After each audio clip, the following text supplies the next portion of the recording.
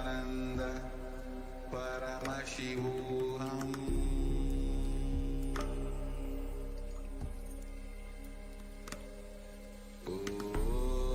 Nithyananda Paramashivam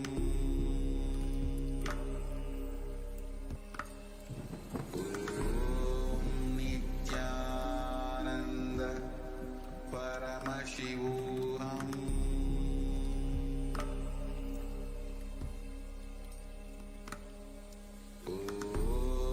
Nithyananda Paramashivam Nithyananda Paramashivam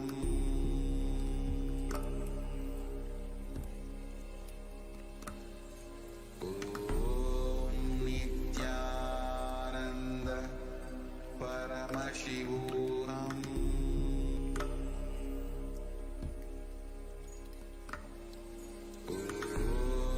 Nithyananda Paramashivam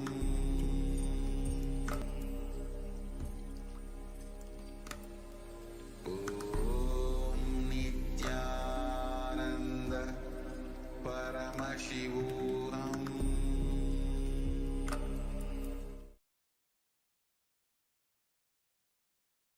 Nithyanandam Paramasukadam Evalam Jnanamurtim Sandvaditam Gagana Sadrisham Tattvamasyadilaksham Ekam Nityam Vimalamajalam Sarvadhi Sakshibhutam Bhavaditam Trigunarahitam Sadgurum Tam Namami.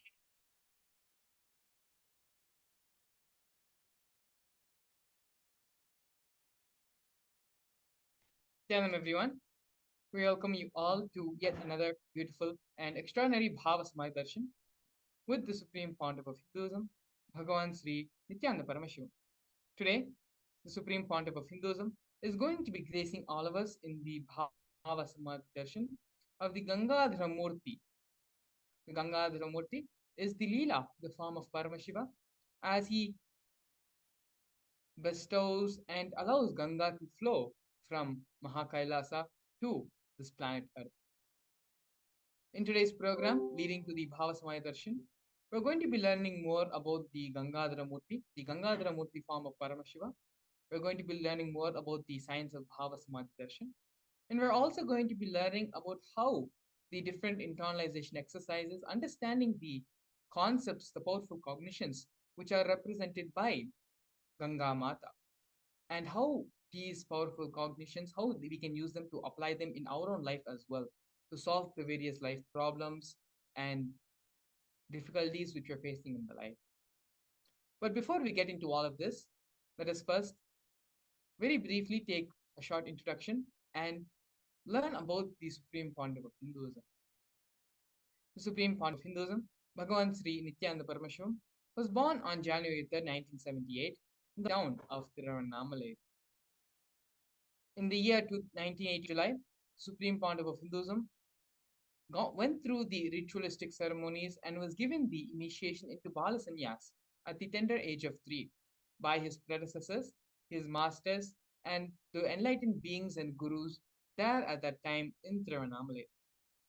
The Supreme Pontiff of Hinduism was identified as the incarnation by enlightened beings and masters such as Yogi Raj Yogananda Puri, Vidwan Panduranganar, and the 230th Guru Mahasannidhanam of Tonde Mandaladinam of the Kanchi Math.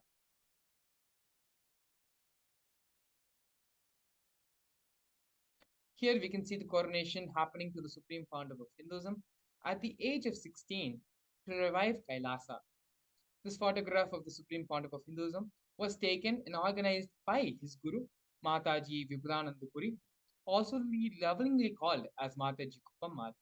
You can see that there is a conch, a kamandalu to the left of the Supreme Pontiff of Hinduism, as well as a wooden staff to his right, all of which were given by her as traditional items that are handed over from guru to disciple, along with the official induction as the successor of the lineage.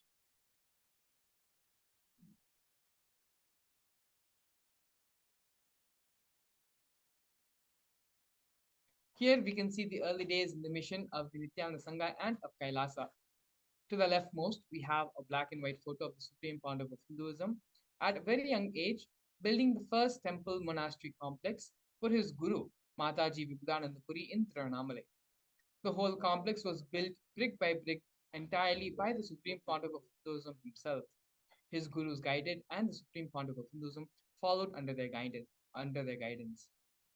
In the year 2001, on 14th of April, in Tiruchengodu, South India, the first Kailasa was built by the Supreme Pontiff of Hinduism.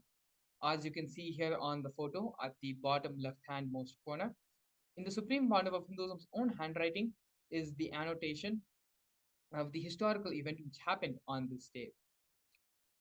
On November 4th, 2002, at the age of 24, the Supreme Pontiff of Hinduism established the headquarters at the Kailasa Sarvingyapeetham. By the year 2004, at the age of 28, the Supreme Pontiff of Hinduism had conducted mass living enlightenment initiation conventions all across the globe, taking people through powerful cleansing processes of the seven energy bodies. At by the age of 27, in the year 2005, on April 15, the Supreme Pontiff of Hinduism was welcomed with the proclamation message by the mayor of St. Louis, France.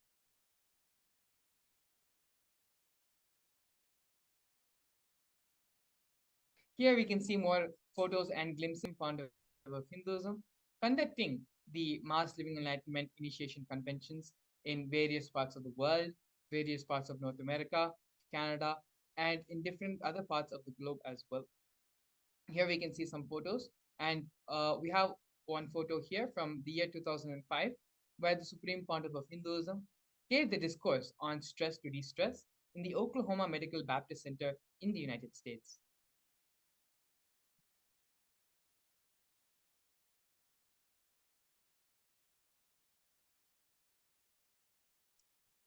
Moving on, in the year 2015, in Nasik Kumbh Mela, the Supreme Pontiff of Hinduism initiated thousands into mass living enlightenment initiation. The same initiation, on a much grander scale, happened the following year in Ujjain, where even more people, of thousands and thousands of people, the Supreme Pontiff of Hinduism initiated into the mass living enlightenment.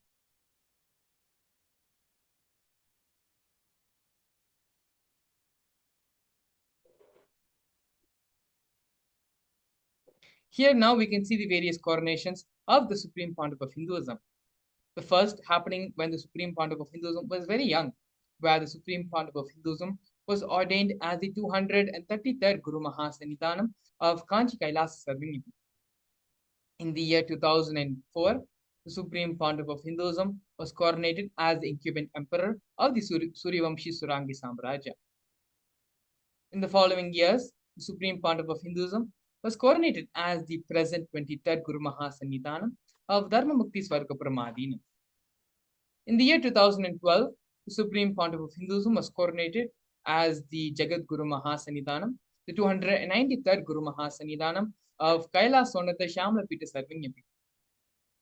In the year, the Supreme Pontiff of Hinduism was coronated as the present Mahamandaleshwar, which is the supreme spiritual head of the Mahanirvani Akhada, which is the largest apex monastic order. In the year 2014, the Supreme Pontiff of Hinduism was coronated as the 1008th Acharya Mahamandaleshwar of the Atal Akhada, which is the ancient apex body of Hinduism. In the year 2015, Swamiji was elected as the Supreme Pontiff of Hinduism by a congregation over 1,000 Hindu pontiffs and Hindu leaders.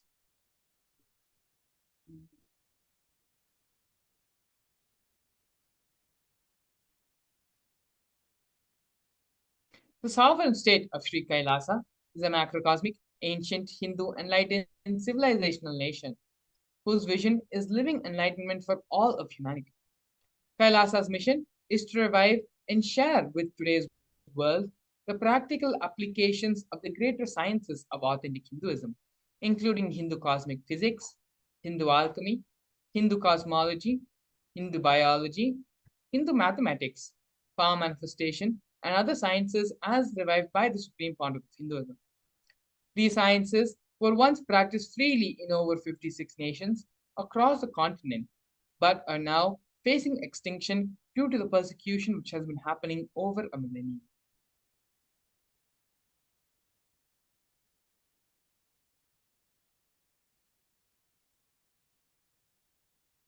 Here we can see the 108 various Sri Kailasa Uniting Nations initiatives, which are initiated to support a variety of humanitarian services, which collectively allows for the creation of an enlightened, peaceful, sustainable, equitable, resilient, and thriving world.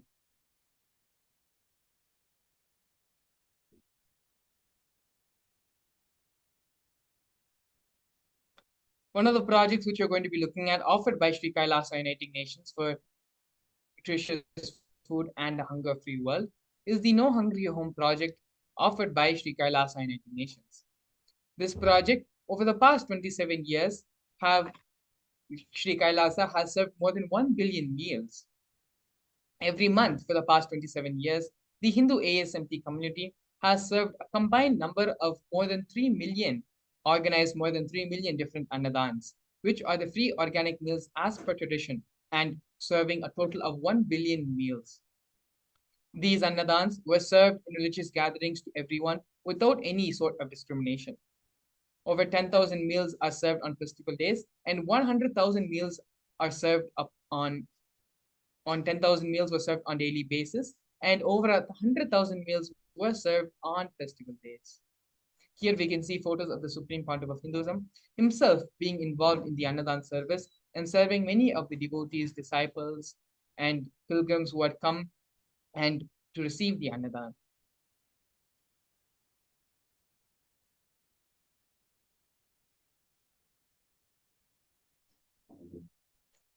During the pandemic, a global catastrophe which has affected all of us in various ways, the Supreme Pontiff of Hinduism is the only one who provided a safe haven for the whole world during these trying times. The Supreme Pontiff of Hinduism converted his monastery campuses into a multi-layer quarantine facility free for all people, regardless of any differences in age, gender, caste, creed, ethnicity, color, or socioeconomic status. Food, shelter, internet, and all the basic facilities, including free medical care, were provided for all residents for an indefinite amount of time. More than 30 million citizens followed Kailasa's 28-day spiritual regimen in the year 2020.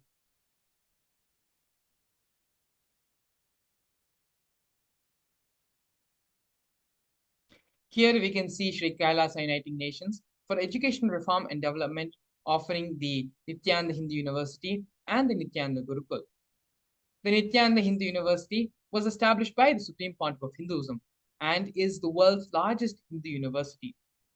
The Nithyananda Hindu University has more than 20 million enrollments, more than 7,000 free courses, and extended campuses in 150 different countries. The Nithyananda Gurukul was inaugurated by the Supreme Pontiff of Hinduism on the 2nd of October 2006.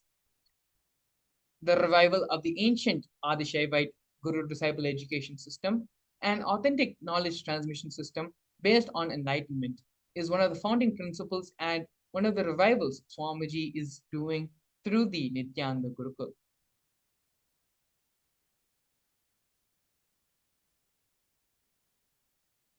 Next, we have the Nithyananda Jnanalaya project and Hinduismpedia offered by Sri Kailasa Uniting Nations for the protection of Hindu scriptures.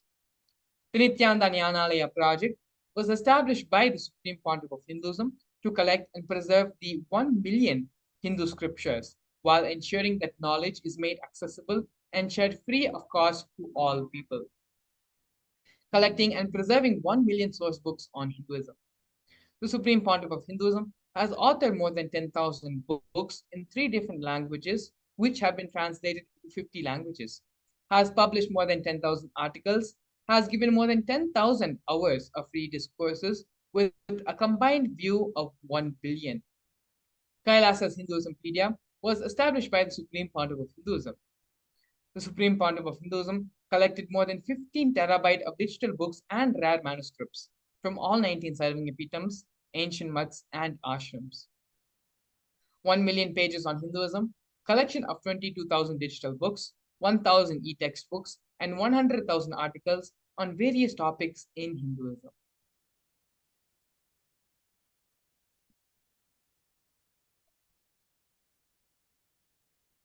Here we can see Sri Kailasa Uniting Nations for global peace and religious harmony, offering the confluences for world peace.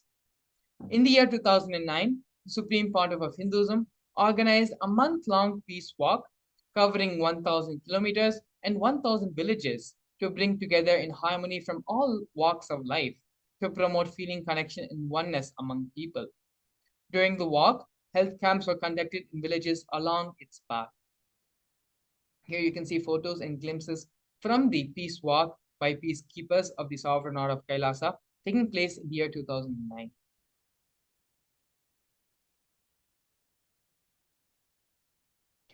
Next, we have Sri Kailasa Uniting Nations for feminine empowerment and gender equality, offering the women empowerment programs. The first is Kailasa's Yogini Sarvanyapitam, which is the establishment of yoga and meditation universities to empower the quality of life and emphasis on life solutions through the Vedas and Agamas, empowering the indigenous rural women, fighting against wrongful gender stereotyping, gender-based violence, and lack of inclusive and quality learning environments. Some of these initiatives include the Kailasa's Nithyananda Lakshmi project, which is a microfinancing service, Kailasa's Women Foundation and Women Empowerment Self-Help Centers, which have been launched in 108 places since its initiation since in 2009. Kailasa's Ankita program, which is the providing a foundational literacy about working of basic community service and infrastructural establishments. Kailasa's Ashraya program, providing vocational training programs to rural and indigenous women to provide equal opportunities and access to independent, self-sufficient financial services for them. Not only that, but the Supreme Pontiff of Hinduism has revived the Vedic feminism in Kailasa, where more than 80% of leadership positions are occupied by women.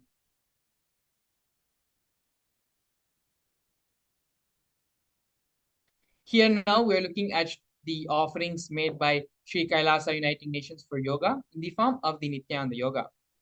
The Supreme Pontiff of Hinduism has revived 108 scientifically validated kriyas, specifically targeting the 108 major diseases and disorders such as diabetes, arthritis, blood pressure, rheumatism, and more.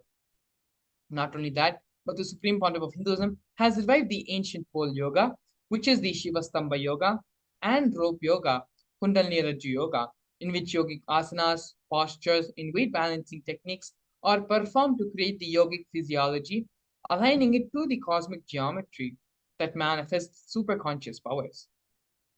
The Supreme Pontiff of Hinduism has also been awarded 2 Guinness World Records for the largest rope yoga, which is the Kundalini Rajju yoga, and largest pole yoga classes, bringing worldwide attention to these extraordinary forms of yoga. These 2 Guinness World Records were established on the 30th of September and 3rd of October in the year 2017.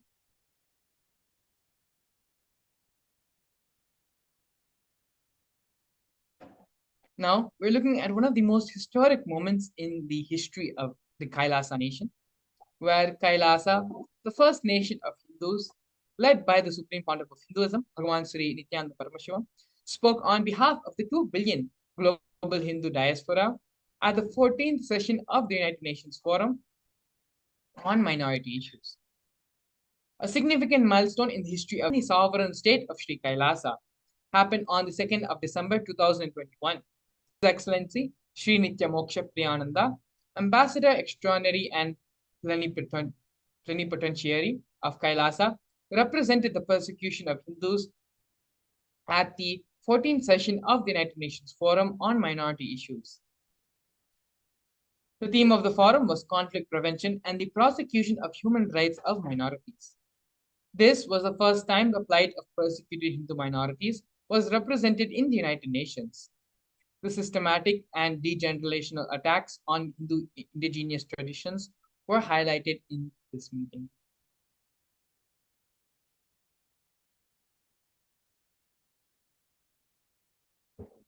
Here we can see the various torture and murder attempts by the state and non-state actors. Over 70 assassination attempts and physical attacks have been made on the Supreme Pontiff of Hinduism in India and abroad.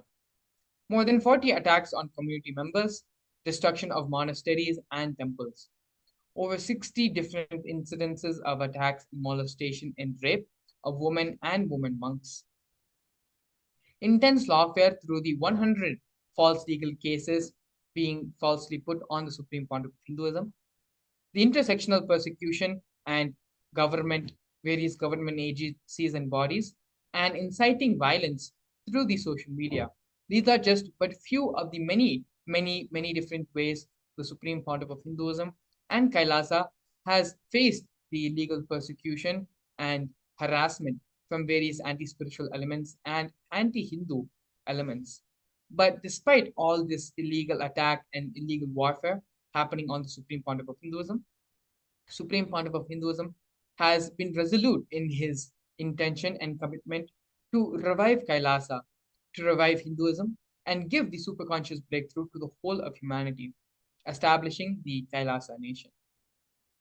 In the next segment, we're going to be looking at one of the most important ways the Supreme Pontiff of Hinduism has revived Kailasa. And the most important ways the Supreme Pontiff of Hinduism is contributing to humanity, which is the power manifestation science. The power manifestation science is delivered by Paramashivam in the Vedas and Agamas and lists a total of 463 different powers which can be manifested by all of us. In the next segment, we're going to be learning more about this power manifestation science, as well as a live demonstration of this power of third eye, as well as the power of consciousness over matter. So please stay tuned. We'll be back with you shortly after a break. A more intelligently connected world leads to a brighter future. An enlightened humanity leads to a better world. During the Paramashivam program, we help people to discover their superhuman possibilities and help them to find and achieve the true purpose of their birth by giving them the techniques, practices, and methodologies from the Vedagamas, the original source scriptures of Hinduism. The Supreme Pontiff of Hinduism is reviving the ancient original Vedas and Agamas in all its glory, in a user-friendly way for the modern mind. The Supreme Pontiff of Hinduism is transforming human beings into divine beings, reviving, initiating, and replicating the 463 powers from the Agamas revealed by Paramashivam.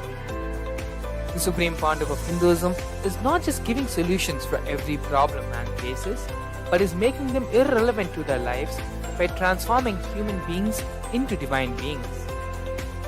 Listen. Any argument presented by your mind, body, your present reality to establish you are not Paramashiva. You are not omniscient, omnipotent, omnipresent. Anything presented to prove you are not Paramashiva is illegitimate. Decide this. This is super determinism. Understand? Anything you declare as illegitimate will lose power over you, will die in few days, few minutes, maybe in few weeks, whatever few days it takes. It will not have power over you. Understand? This is the method for sudden enlightenment. This is the method for sudden enlightenment. It happens by the Shakti Shaktipada. Here Paramashiva is sitting to tell you all, you are Paramashiva with Shaktipada and Shaktinipada. The Dvitiya Vinyasa Krama is an extensive and thorough yoga sequence to prepare your body to receive the experience being given by the Supreme Founder of Hinduism. Through the yoga, which is aligned as per the source scriptures laid down by Paramashiva and the Agamas, you break all the impossibility in your body and in turn break the very cognition of impossibility. The program leads you to go beyond your human frame and limiting human ideas, which prevents you from living your highest possibility. I will reach you wherever you are, whichever corner of the world you may be. I will reach you with enlightenment. Again I tell you, I am not here to prove I am God, I am here to prove you are God. Don't wait to become divine. Register now at paramashivoham.org.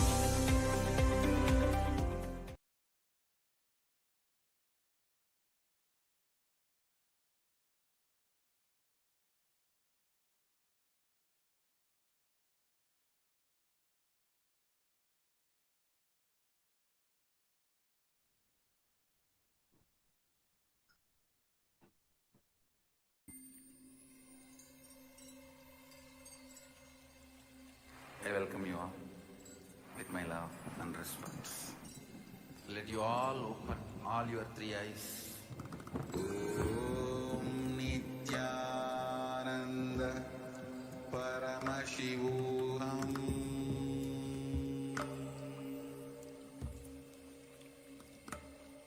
Om Nithyananda Paramashivam.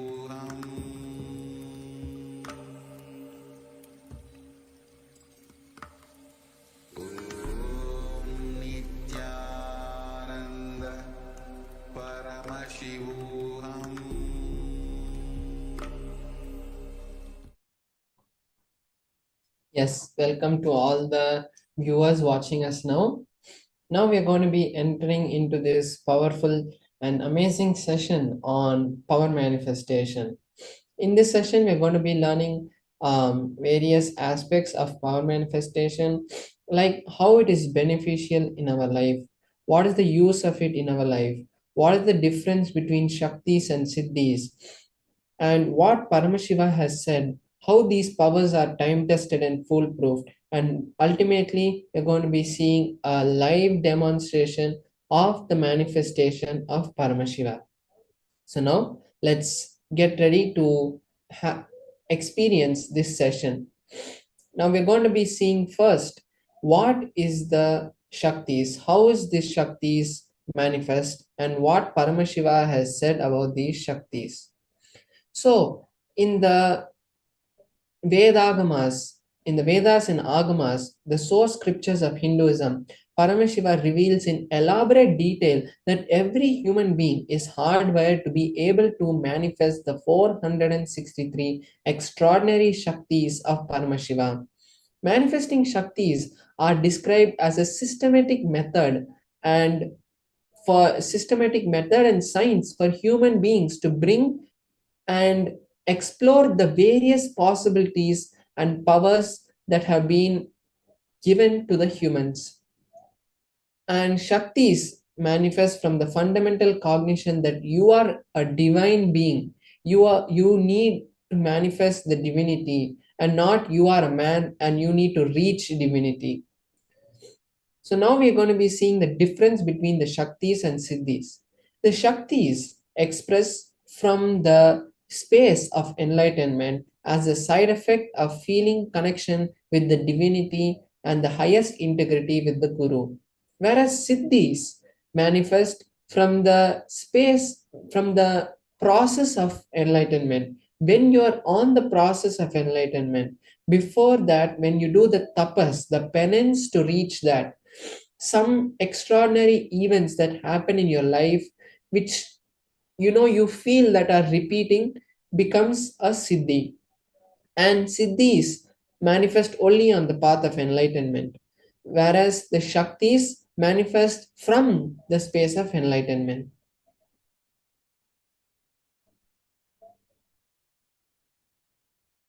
And the Shaktis the Shaktis of Paramashiva manifest through ordinary human beings in an extraordinary way after initiation from the avatar, whereas Siddhis are not permanent, and Siddhis divert us from the space of enlightenment, whereas the Shaktis are permanent.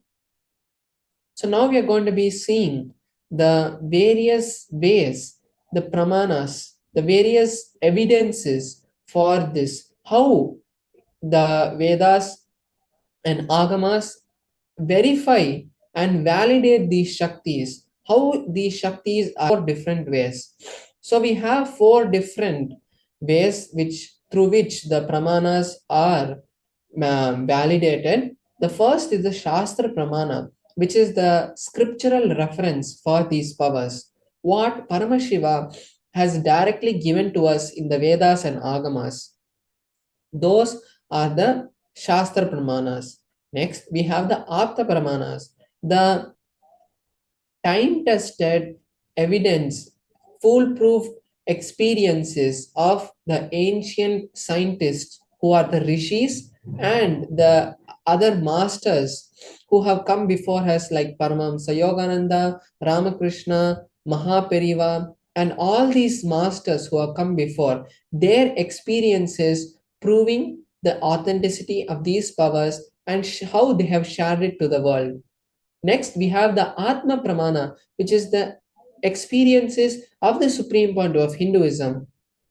And his experiences, he doesn't just share it to us, he verifies it with the Shastra Pramana and the Apta Pramana, making sure that what Paramashiva said is matching to his experience, and what the Aptas have felt, how they have experienced these powers, is it matching with that also? The Supreme Point of Hinduism verifies it and then only shares it to us as his Atma Pramana.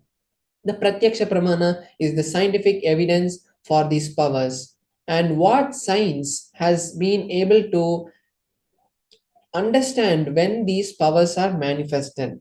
So we're going to be seeing these in a detail in a few minutes. So before that, we'll see who is the source of these powers. And the answer is Paramashiva.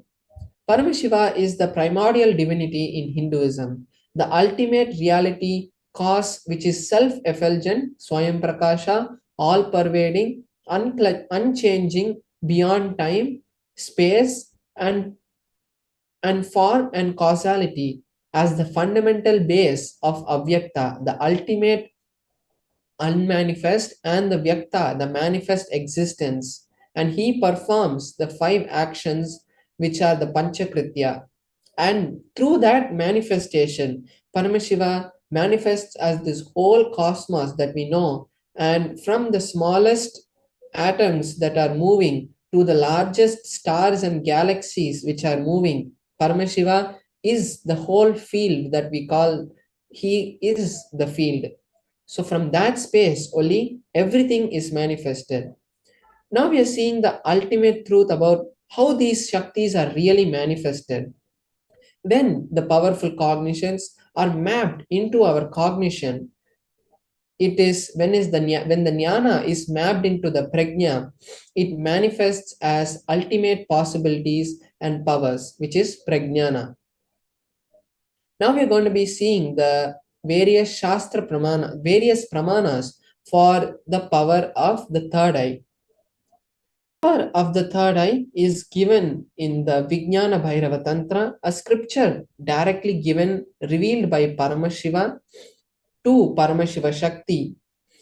And in that scripture, the Vijnana Bhairava Tantra, the 34th verse gives us the understanding of how the manifestation of powers happen. In this verse, Paramashiva says, Kapalantar manonyasa tishtanmilita lochanaha kramena manasodadhyat lakshayet lakshyamuttamam. The translation is, By fixing the mind on the inner space within the crown center and sitting stably without any movement, having the eyes closed in succession to the third eye, by that stability of the mind and the inner space through the power of the third eye, one directly sees the ultimate goal, Lakshyam, by having the vision beyond the sight that reveals any object or place attaining the space of oneness with the source, Paramashivam.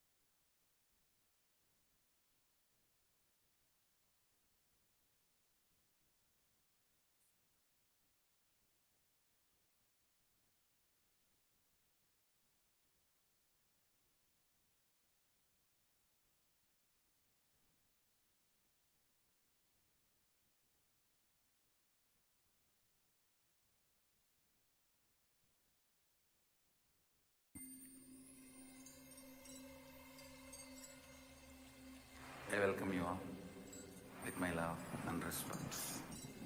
Let you all open all your three eyes. Om Nithyananda Paramashivam.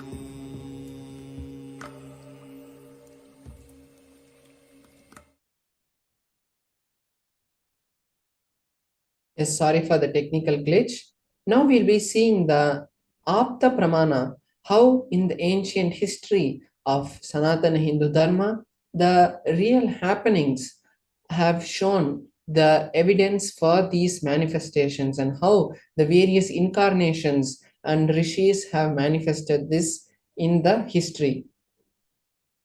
So now we can see here the reference is from the Bhagavad Gita, which happened in the war of the Kurukshetra in the Purana, which is the historical evidence of the history of the Mahabharata. In that, Bhagavan Sri Krishna gives Arjuna the third eye. When Arjuna asks Krishna that Arjuna wanted to see the cosmic form of Krishna. So that time Bhagavan Sri Krishna tells Arjuna, you cannot see my cosmic form with these physical eyes of yours. Therefore, I grant the divine vision of the third eye. Behold my cosmic form. And then Arjuna sees the divine form of Bhagavan Shri Krishna, the Vishwarupa Darshana, and reveals the whole great detail of that magnificent happening in the 11th chapter of the Bhagavad Gita.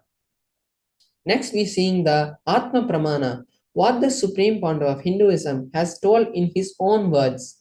So we can see in his own words, the Supreme Founder of Hinduism says, the first experience that I was able to see everything around me, above me, the whole 360 degrees, 10 directions below me, everything I realized, not only I was able to see, I was able to feel, experience all that as me.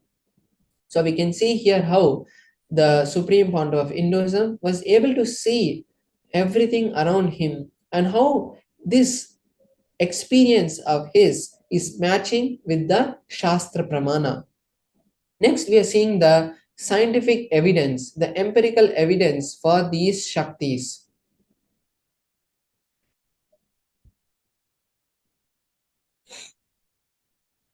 So here we can see in the Pratyaksha Pramana, the Supreme Fount of Hinduism itself underwent the PET scan, the positron emission tomography scan, which is a scan used to measure the activity happening in the brain.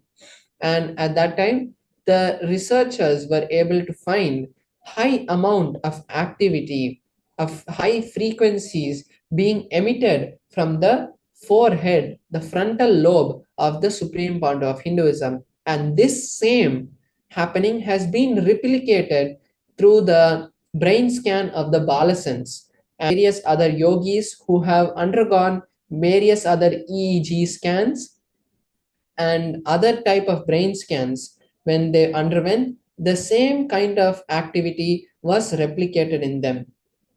So now we are going to be seeing one of the powers that manifest from the space of the third eye, which is the power of consciousness over matter. So this power comes from the Vijnana Bhairava Tantra, Sutra 120, Dharana 95.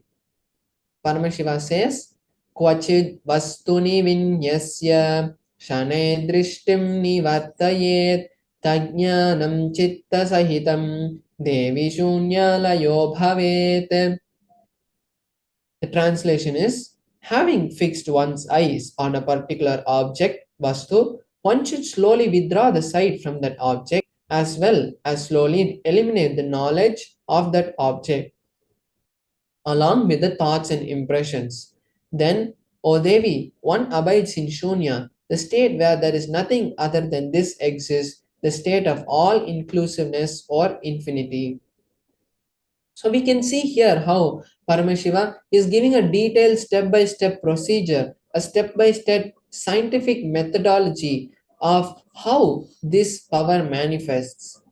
So now we are going to be having a live demonstration of this power, and I will be demonstrating this power with the Atmalinga. So here I have my Atmalinga, which is a linga made out of a crystalline material, and it is energized by the supreme point of Hinduism itself, who is the Nijavatara of Paramashiva. And when he energizes it, it becomes the direct embodiment of our Atma, of our soul. And it is a immediate emergency phone line. You can call it anything you want, but it is a direct connection to Paramashiva. So this with this Atmalinga, I'm going to be manifesting, and what I'll be doing is I'm going to be placing it on my hand, and by connecting with Paramashiva, I'm going to be making the Atmalinga stand. So this is the power that I'm going to be manifesting. So now I'll be showing this to you in the close-up camera so that all of us can see the manifestation in a close-up. And I'll also be showing you that there is nothing in my hand which is making the manifestation happening, like any ropes or any other external factors which is affecting this.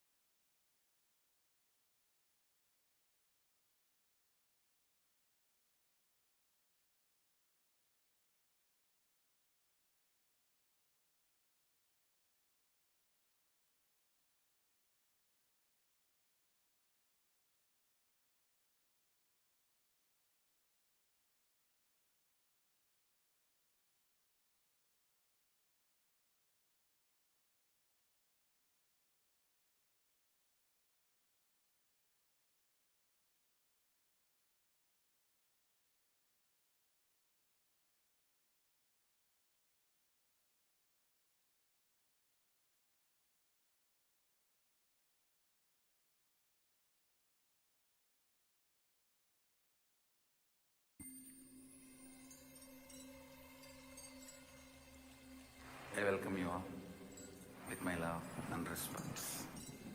Let you all open all your three eyes. Om Nithyananda Paramashivam. Sorry for the technical glitch. Yes. So now I'm sure the viewers will be able to hear me now. So now I was just saying that my Atmalinga is here, and we can see the Atmalinga, and my hand, you can see that there is no strings which are tied or any kind of glue or anything like that which is there.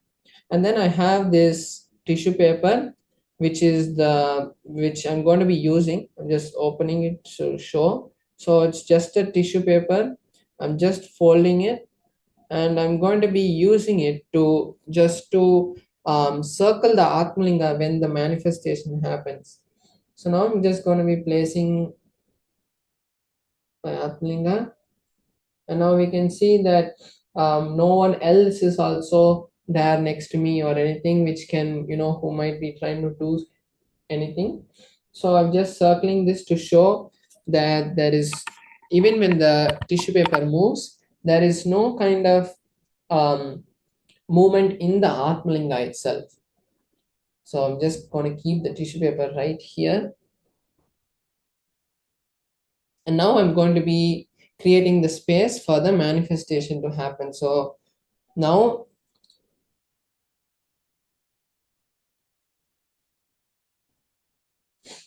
you can see my hand clearly. And the thing is about this power is not that, making the Atmalinga stand. That's not the goal of this power. The real goal of the power or of any power is to reconnect with Paramashiva and, manifest Paramashiva through you. That is the ultimate goal for us, for any human who is here, to manifest Paramashiva and to celebrate Paramashiva. So when we manifest powers, we really can experience that happening. When we try to connect with a deity or anything like that, we actually don't feel the direct response from the deity. But when we manifest powers like this, we can really feel the actual presence of the deity. Like so many other masters in their life, they have always, when they connected with the deities, we have seen how, whether it's Ramakrishna's life or many of the Nayanmar's life or the Alvar's life, in all of their life, we have seen life interaction between them and the deities. So the same way, we also experience that live interaction with the deities like this. So now, and this is also the best time that you can create any reality that you want, because we are creating a field, and this field is going to be attracting any reality that you have, like any desire. Because when we are in the space of oneness, we start creating everything, because there is no difference between us and the reality that we want. Example, if it is money or anything, how we create this reality of our house, of everything that we know, the same way we can create the wealth that we want, we can create the relationship that we want, we can create the assets that we want, anything that we want we can create, because it is us. But we create usually from a space of non-understanding, and involuntarily we do it. But when we connect with Paramashiva, we can create anything that we want with our will. It is our decision that we do, because we are allowing Paramashiva to flow through us. So now, let us all take some time to create a will, a strong sankalpa, and the space to create the reality that we want when this manifestation happens. And I will be entangling with you, so that when I manifest, automatically the field that we create manifests the desire that we want. So now you can also chant the Mahavakya along with me. And now let us enter into the manifestation. Om Nithyananda Paramashivoham. Om Nithyananda Paramashivoham. Om Nithyananda Paramashivoham. Om Nithyananda Paramashivoham. Om Nithyananda Paramashivoham. Om Nithyananda Paramashivoham. So as the manifestation is happening also, I want to show that there is no kind of strings which are pulling it or anything. Om Nithyananda Paramashivoham. Om Nithyananda Paramashivoham. Om Nithyananda Paramashivoham. Om Nithyananda Paramashivoham.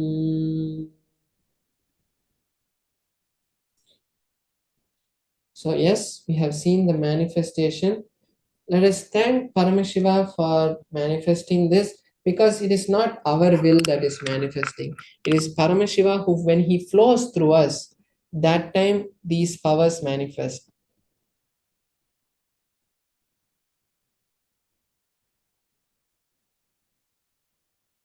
So now that this manifestation has happened, we have created a space for any reality that we want to happen.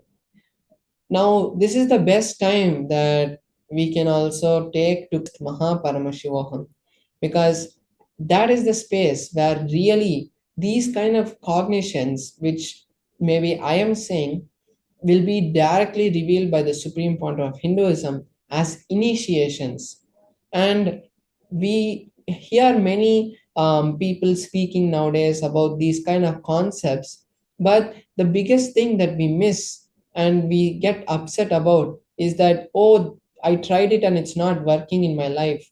But when the Supreme Point of Hinduism gives it as an initiation to you, you will see that these things really manifest in your life and they start working finally. You can see. So now let us all take this time before we move into the beautiful sessions and satsangs by the Supreme Pontiff of Hinduism, where he's going to be telling us about will persistence. That is the goal, that is the topic of today's session that we're going to be seeing. And before we go into that, we'll be having a short break where you can take that time to manifest the reality of Mahaparamashivoham. Because as I said before, you're going to be getting a ton of initiation, which is going to blast any obstacle that you face in life, is going to give you the tools for you to do it, not just you come there and it happens and then the magic is gone, not those kind of stuff, but you are going to be getting the empowerment to have those tools to clear anything that happens in your life. And as we know, we have so many thousands of devotees testimonies to say that they have experienced this. So now let us all register ourselves for Mahaparamashivoham, and we'll be back with you after a short break. Thank you. Nithyanandam.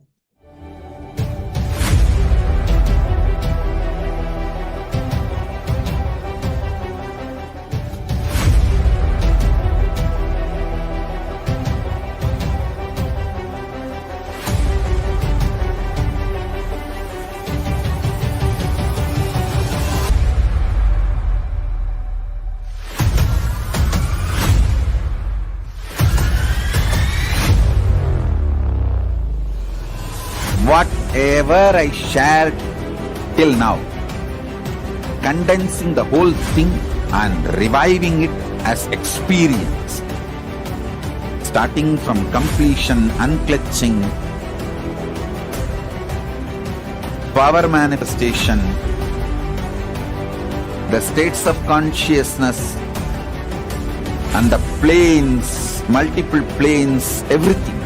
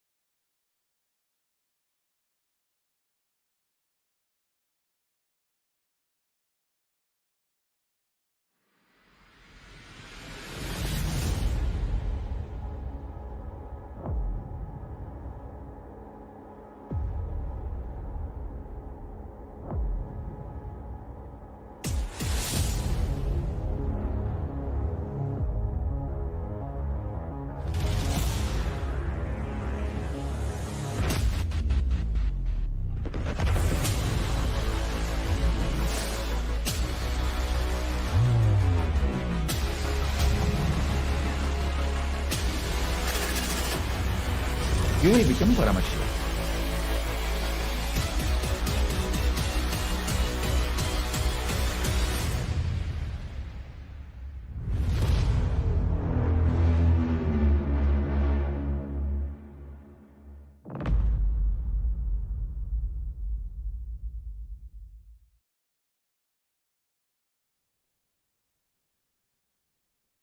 Nithyananda, everyone. We are back. In the previous segment, we saw a beautiful power manifestation demonstration by Sri Nithya Paramashivam Maharaj, who, through the power of third eye and manifesting consciousness over matter with the grace and blessings of the Supreme Founder of Hinduism, was able to successfully be in oneness, tune into the space of oneness with the Atmalinga and change it from the horizontal position to the vertical position. These are one of the many powers which Paramashiva has mentioned in the Agamas, and this was one demonstration of those powers. Let's now move into the next segment of today's program, understanding who the Gangadhara Murthy is. Gangadhara Murthy consists of many different forms and many different leelas. We are first looking at the Ganga Visarjana Murthy, which is the form of Paramashiva, liberation of the sons of King Shankaran of Ayodhya. So the story of how Ganga manifested on the planet Earth is very beautiful and is a story which expands over a few decades of time. The story goes where a king by the name of Shankaran of Ayodhya decided to perform an Ashwamedha Yajna, for which he needed a horse. Indra, who had decided against the Yagam, stole the horse and hid it in sage Kapila's ashram. The king of Ayodhya ordered his 60,000 sons to find the whereabouts of the horse which they had found in sage Kapila's ashram. They concluded that sage Kapila is the culprit, and when they tried to disturb sage Kapila from his penance, the sons were burnt to ashes.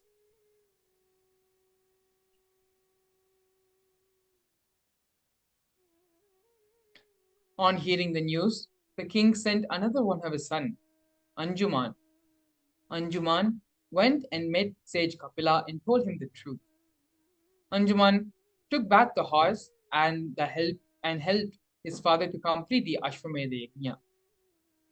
Bhagirath, a descendant of the family of the Shankara kingdom, on seeing the state of affairs of his lineage, performed a penance towards Paramashiva.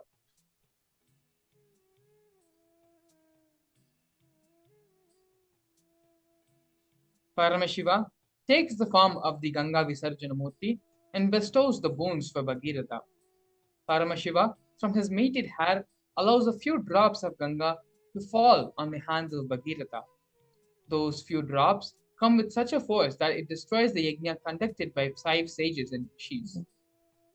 Bhagirath then sprinkled the Ganga on the ashes of his deceased forefathers and for their liberation.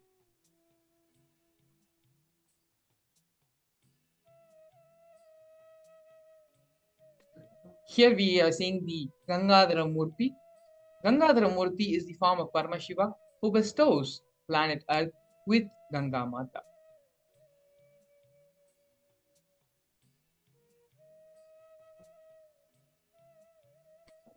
Paramashiva was once walking in the gardens of Mahakailasa when Devi Paramashiva Shakti closes his eyes from behind. Due to this gesture, the whole world becomes dark and blind. Paramashiva immediately opens his third eye so that the world does not suffer, and Devi Paramashiva Shakti withdraws her hands. Due to this, drops of sweat on Paramashiva turn into a powerful and wild river and gushes towards planet Earth. This becomes the holy river. Seeing this, the beings of planet Earth appeal to Paramashiva. Paramashiva places Ganga on his matted jata, thus embodying the form of Gangadhara. These are two of the various leelas which Paramashiva has performed on this planet Earth in this universe, both for the sake of liberation and for the sake of us, for us human beings, to achieve mukti. In this next segment, we're going to be learning more about the powerful cognitions which Ganga Mata bestows on us and the significance of her happening on the planet, as well as her sacredness as well. Supreme Pontiff of Hinduism, through a series of various satsangs and discourses and classes, is going to be expanding on this truth, this powerful cognition which Ganga Mata represents. Before we enter into the series of discourses and satsangs directly, let us all first move from the space of listening, from the space of hearing to listening. Hearing does not allow the powerful cognitions, the powerful truths to become a part of our being, to get imbibed in our being. That can only happen when we are in the space of listening. So let us all now sit with a deep restful awareness and switch off and put away all our other distractions, be it in the form of gadgets or anything else. Put all the distractions aside and come to a restful awareness. While we can allow this experience, we can become into the space of listening and allow this experience to start happening. Space of restful awareness as we get ready to enter into the satsang.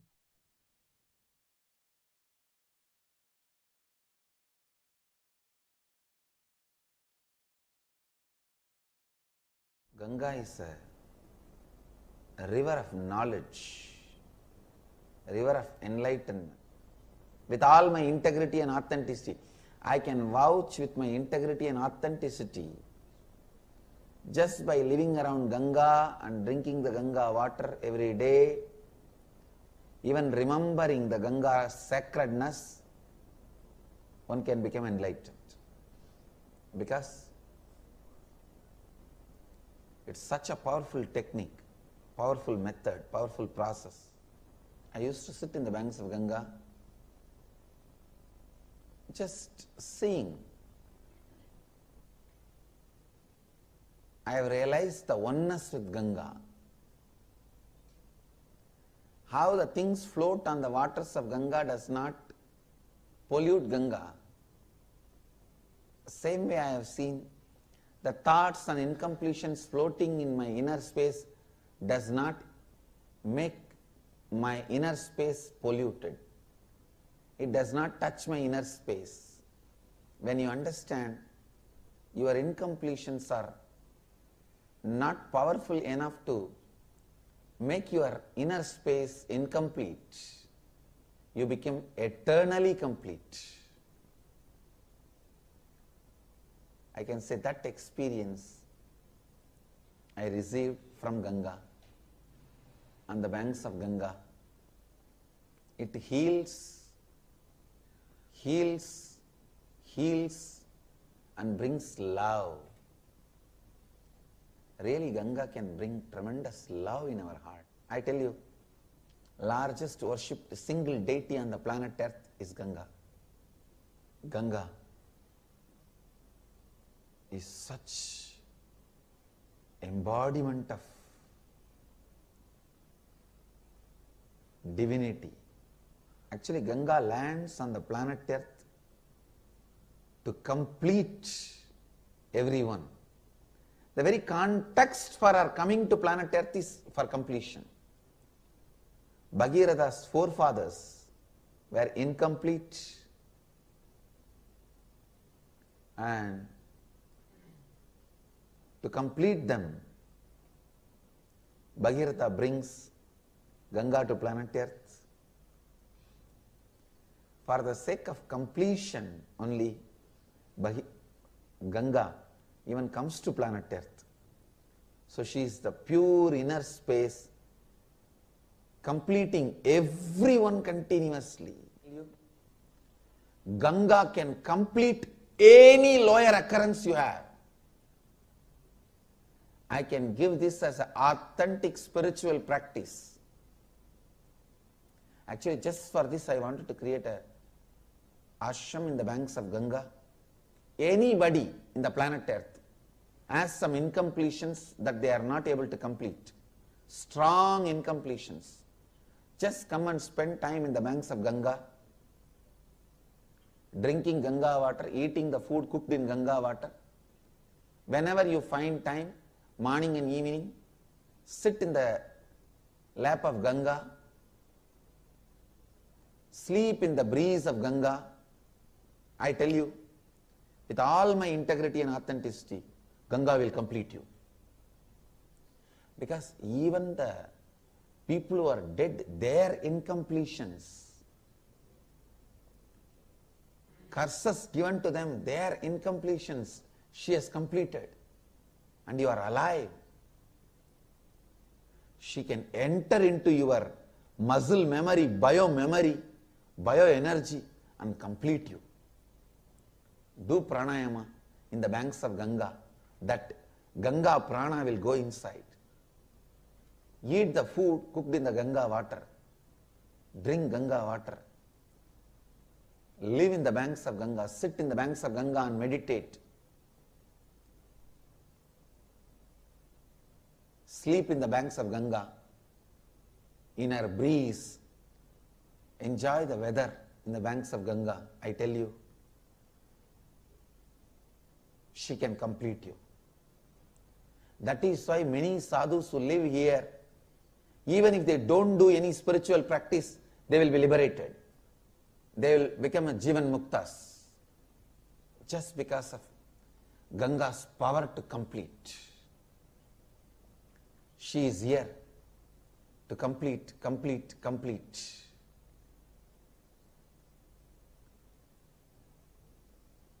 I'll make an ashram specially for completion. Anybody can stay here and achieve completion.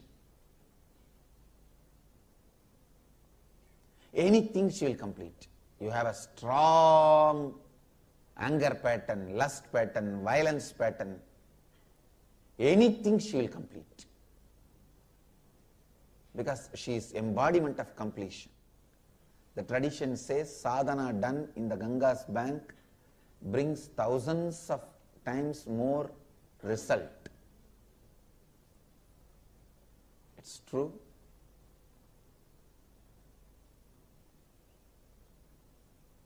Ganga Mata is such powerful energy, such beautiful energy,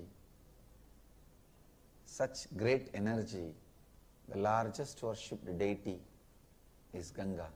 She is the Kalpataru for planet Earth. Whatever whoever wants, she goes on showering. She is like a mother. Physically also she gives what do you want, and spiritually also she showers what do you want. Meditate on Mother Ganga. Let Mother Ganga be a Kalpataru. I have also decided on the banks of Ganga we will find a place and make an ashram and plant our banyan tree here.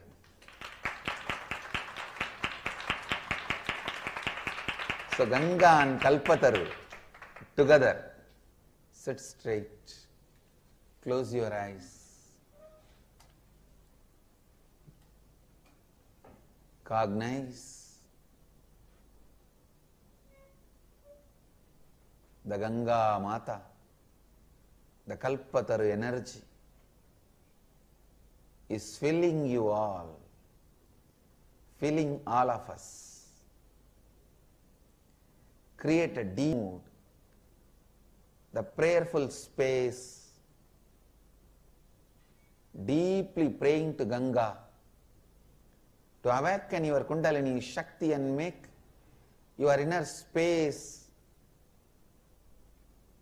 blissful and make it as reality. Pray to Ganga Mata. Namash. Today we will see the story of Ganga. How Ganga happened on the planet Earth. Ganga is considered as a river which is there in the higher lokas.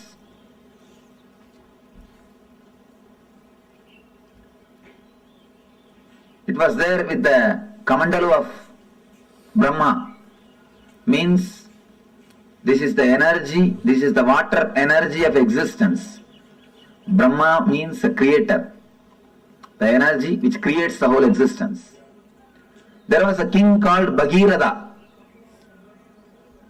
For some reason, his forefathers have been cursed by some rishi and they all died. They have been burnt, reduced to ashes. All their ghosts are living there, struggling, suffering. They are not liberated. So they beg Bhagirath to help him some way. Bhagirath decides, I have to do something and liberate. He starts meditating, doing penance, doing tapasya towards Brahma. Brahma appears and gives darshan. And he says, yes, I can send the Ganga to the planet Earth, no problem. But be very clear, can planet Earth hold the Ganga's speed? Can planet Earth sustain the force of Ganga? First, do something for that. Arrange for it. Then I will send the Ganga. Then again he starts doing penance, doing tapasya. After the tapasya, Shiva appears. Shiva asks, what do you want? Then Bhagirath says, now Brahma accepts to send the Ganga to planet Earth. But he says the whole planet Earth will be washed away. Planet Earth cannot withstand the speed of Ganga. Please do something. You have to protect us. You have to take care of us. Shiva says, all right, I will take care, don't worry. Tell Brahma to send Ganga. I will take care. He gives the assurance. Then again he meditates towards the Brahma. Now Brahma appears and says, I am ready to send, but Devatas are not ready to depart with Ganga. He wants Ganga to be there. Bhagirath asks, what for Devatas wants Ganga to be there? No, they have to take bath in Ganga every day. It is their life source. Ganga is not simple water, it is an energy. By bathing in that only every day they rejuvenate their body and mind. Then Bhagirath says, all right, I will arrange all the facilities for Devatas to stay in the planet Earth. Just on the banks of Ganga I will create cities where all gods and goddesses can live and have bath every day and have their regular routine as they have in the other loka, as they have in the Brahma loka. Brahma says, if that is the case, then I agree. Go ahead and do it. Himalaja accepts that that Himalaja will host her. Then Bhagirath starts building the whole city throughout the route in which Ganga is supposed to travel. He meditates on every hill and takes permission. He prays to every hill. Every hill says, yes, I will give the way for Ganga. So the whole route is cleared. Then he goes and prays to Kalabhairava, who is the in charge of city Varanasi. Kalabhairava is the in charge of Varanasi city. He meditates towards Kalabhairava. Kalabhairava appears and says, what do you want? I wanted, please give us the way for Ganga. You should receive Ganga and give us the way. Kalabhairava says, surely I will give, don't worry. But this is such a holy city. Tell Ganga to do a protection of the city and go. Do a protection of the city, and suddenly Brahma comes up with the next trouble, next problem. You meditated and propitiated all the devatas except Vishnu. Now you have to do something to Vishnu. Only then I can send Ganga. Then he started meditating towards Vishnu. He prayed the Vishnu, did tapasya. Vishnu appeared. What do you want? I wanted the Ganga to come down to the planet. Unless you agree, unless you give blessings, it will not be possible. Please bless me. Vishnu says, all right. I bless you. Ganga will come to the planet just out of my feet. And he blesses the Ganga's feet. Then he says a beautiful one more word. Whomsoever has realized means the universal consciousness. Whatever water comes out of their feet will be Ganga.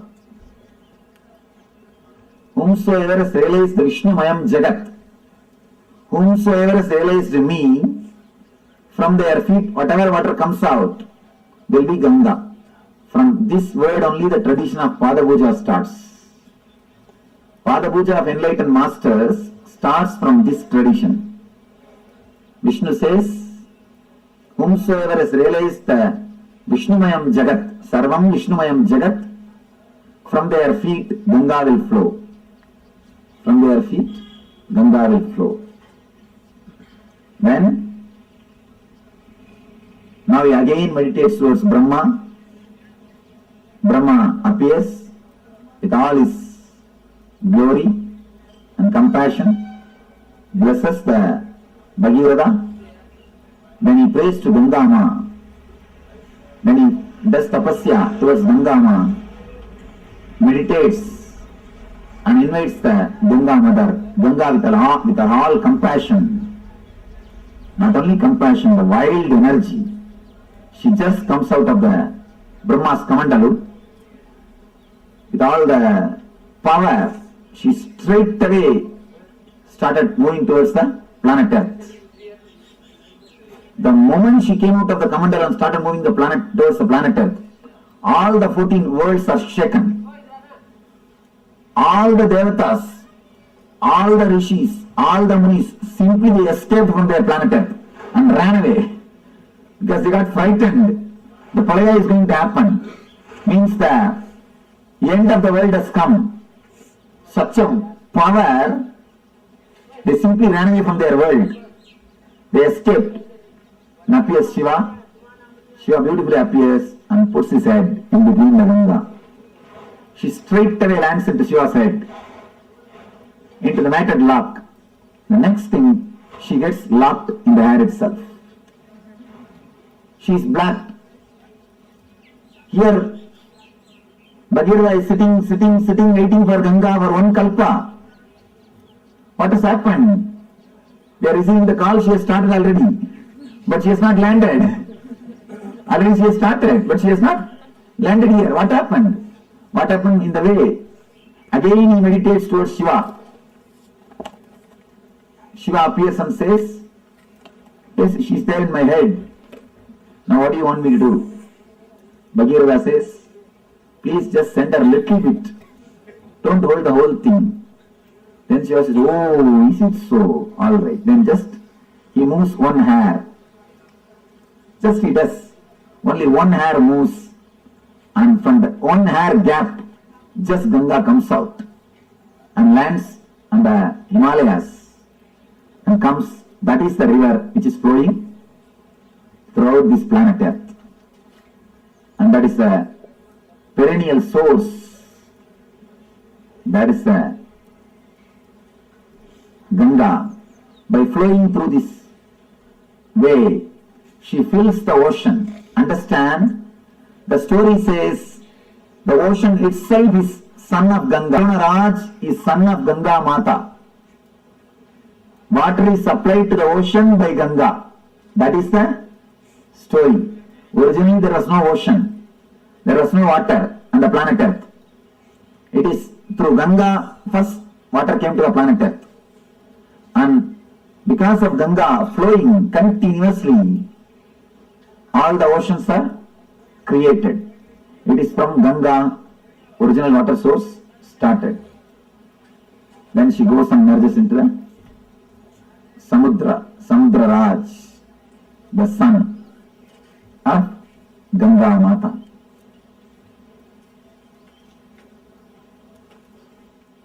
Now you will understand the whole story of Ganga from the dimension of a spiritual enlightenment. Actually, the whole story is metaphysical expression of Bhagirath's enlightenment. The whole story is the metaphysical expression of Bhagirath's enlightenment. First thing, Bhagirath is tortured by the past samskaras, engrams. That is the elders who are not liberated, who are still there hanging around him. He is continuously tortured by the past samskaras, engrams. So he does tapasya towards the creator of the whole universe. Continuously meditates. He wants the knowledge, the energy to be flooded on him so that all the engrams will be washed away. All the engrams will be destroyed. And one more important thing, when Ganga came, she washed all the ashes of Bhagiratha's forefathers and liberated all of them and gave ultimately enlightenment to Bhagiratha, and she is here liberating people. So he is meditating towards the creator, the divine energy, so that the energy can be flooded on him, the Shakti can happen to him, all the engrams will be washed away, he will be liberated, enlightened. The first darshan of creator is what I call first experience, Satori.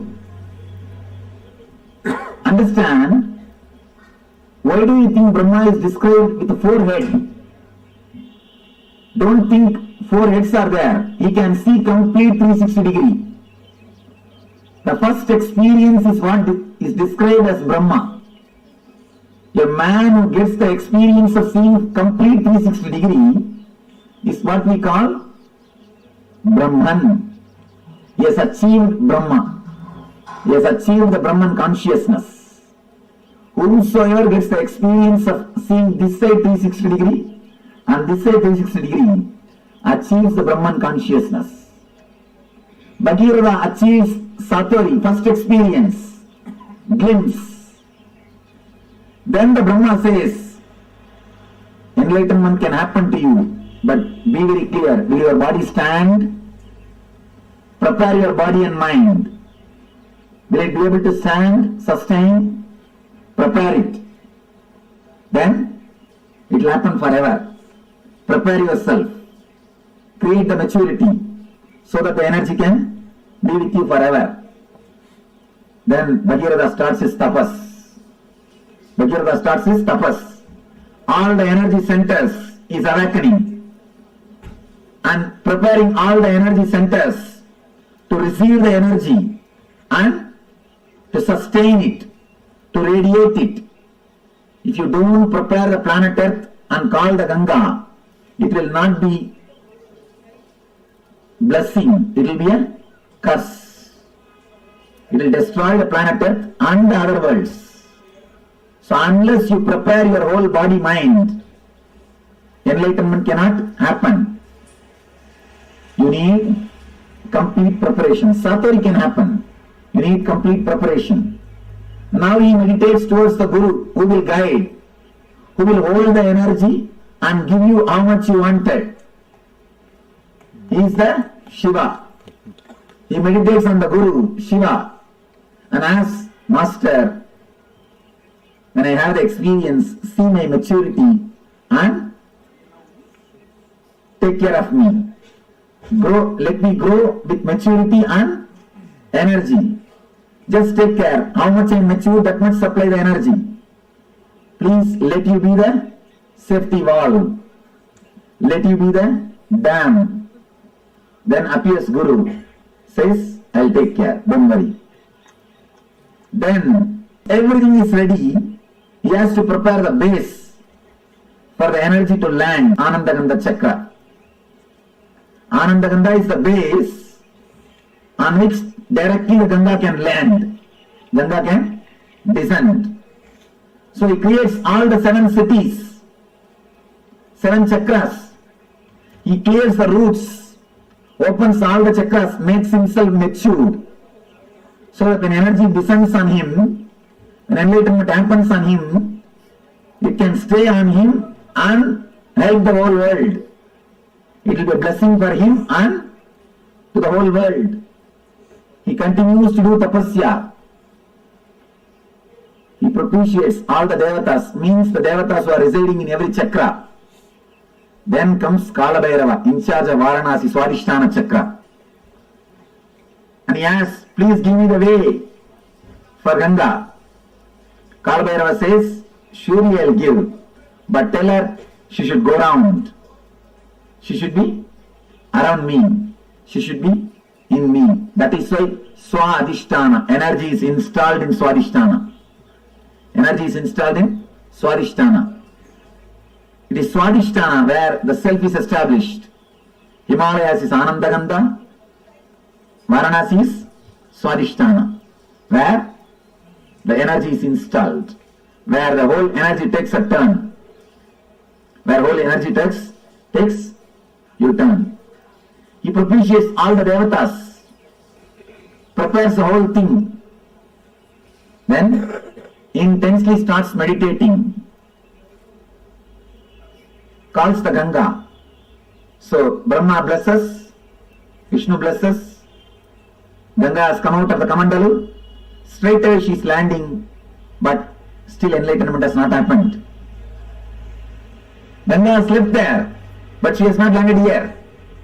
Whatever can be done, all the tapas is done. Everything is done. Whatever meditations can be done, whatever tapas can be done, whatever study can be done, everything is done. Enough. Now Ganga is not happening. He just relaxes, dropping all efforts. Enough now. Nothing can be done. What to do? Nothing can be done. So when he relaxes, surrenders at the feet of Guru, the Lord Shiva, out of his grace and compassion, he moves one hair. Then lands Ganga in Anandagandha Chakra to flood the whole world with the spiritual energy and runs to all over the world, not only to Ganga Sagar, till LA, and moves all over the world and blessing the whole world, giving the Iga Subha and Parasubha.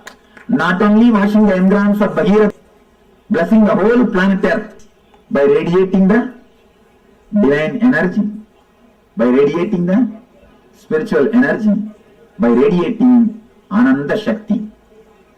So So the whole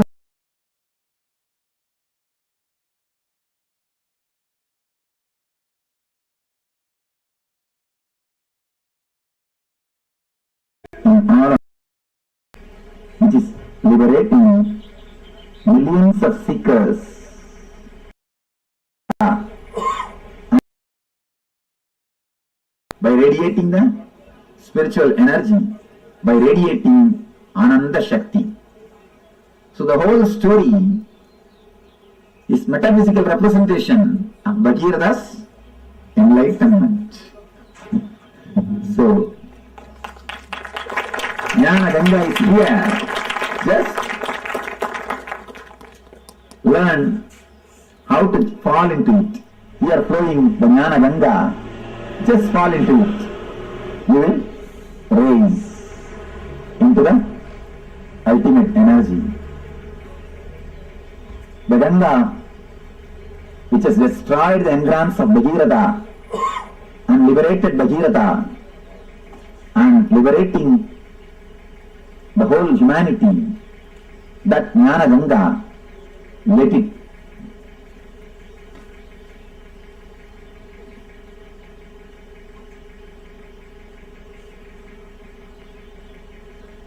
Ananda Shakti, the Ananda Shakti, which has liberated Bhagirath, which has liberated the whole humanity, which is liberating millions of seekers.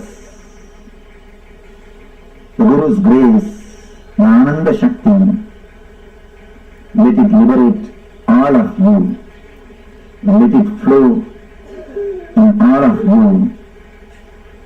Let it be in all of you. Let it purify all of you. Let it radiate in all your beings. Let you all become channels of Ananda Ganga. Let you all become Ananda Shakti.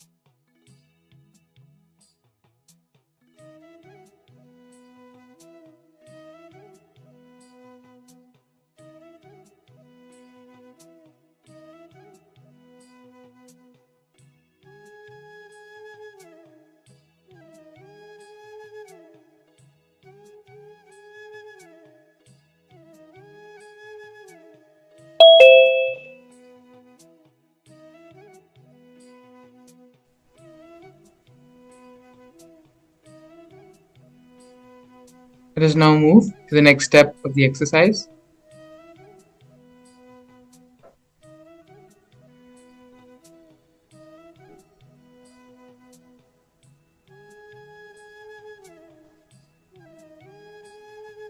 Pen down all the desires, all the cravings, everything you want to manifest, every single one of your realities you want to manifest.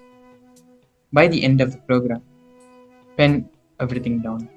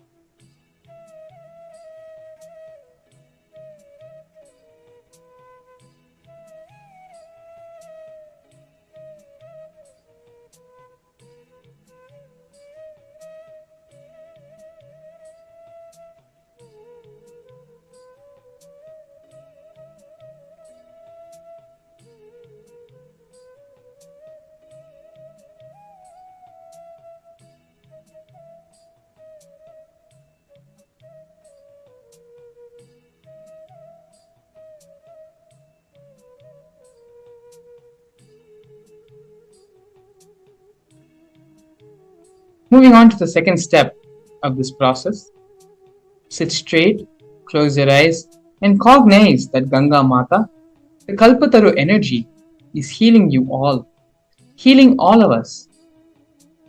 Create a deep, prayerful mood, peaceful space, prayerful space. Deeply pray to Ganga to awaken your Kundalini Shakti and make your inner space blissful and manifest the reality as you want. Ganga is one of the Kalpataru energies which is available to all of us on this planet.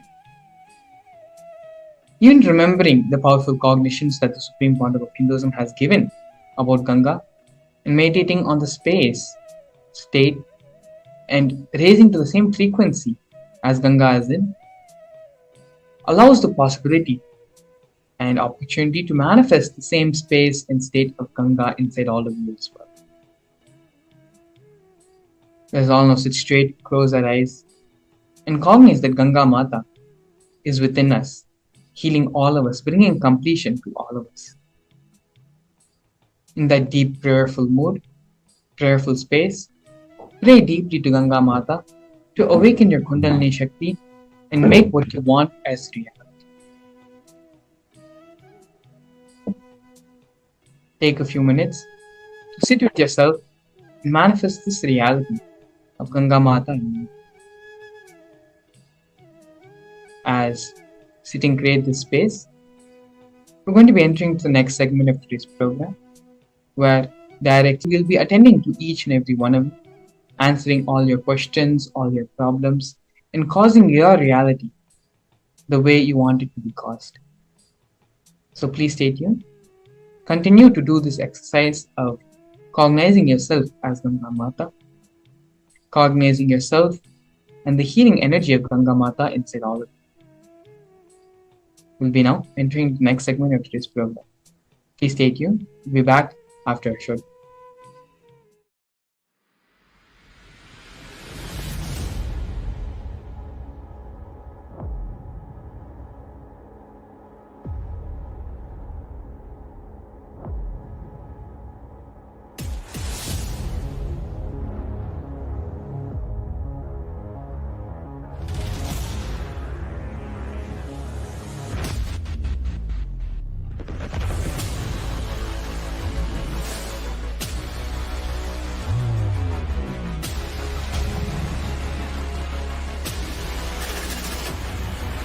You will become Paramashivam.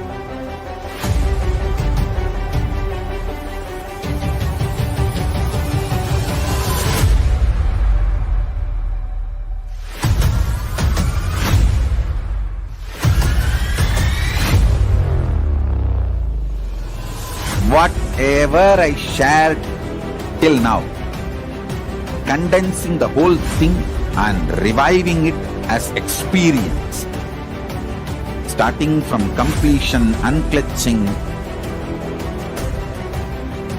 power manifestation, the states of consciousness and the planes, multiple planes, everything.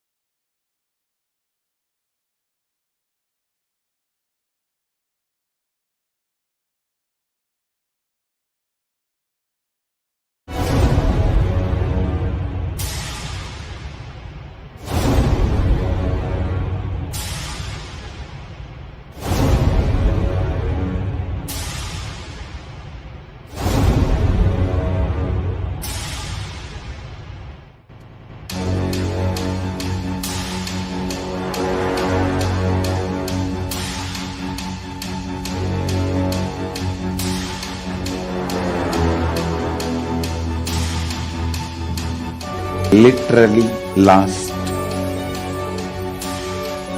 39 years from the age of 5, whatever Paramashiva manifested through teaching, speaking, writing, every way,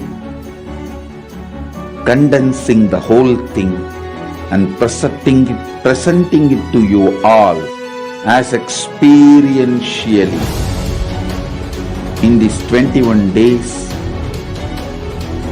through this Jnana Charya, Jnana Kriya, Jnana Yoga, Jnana Jnana is Mahaparamashivoham. Lifestyle for just Paramashivam. rituals to be just Paramashiva. Yoga for just being Paramashiva. Jnana, just Paramashiva. This Mahaparamashivoham is like literally the ultimate journey in a most safest way.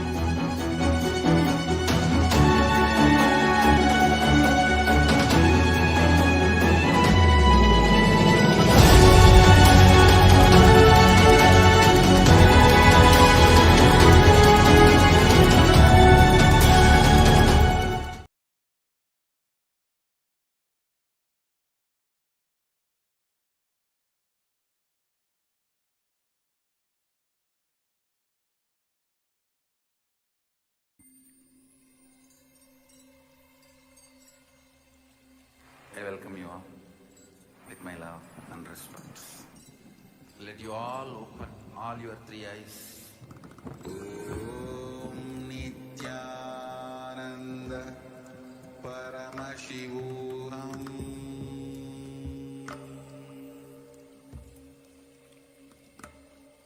Om Nithyananda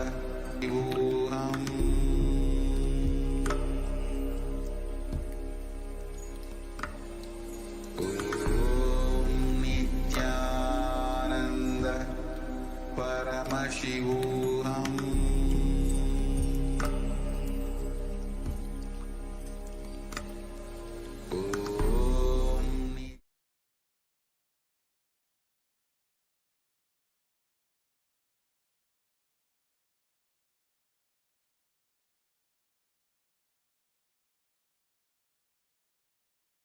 Ananda Paramashivam.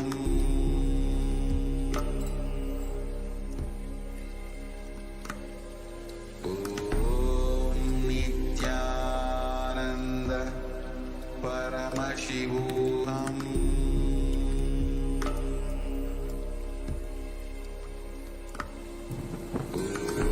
Om Nithyananda Paramashivam.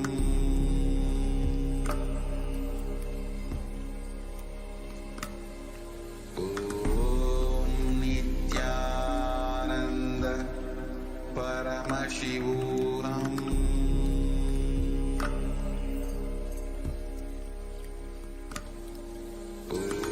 Om Nithyananda Paramashivam.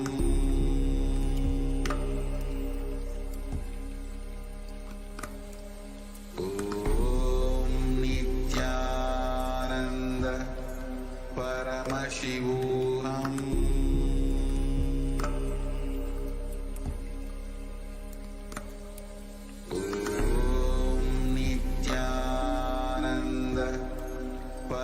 Paramashivam.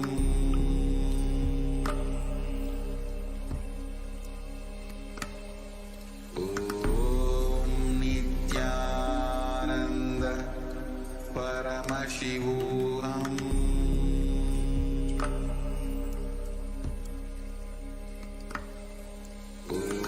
Om Nithyananda Paramashivam.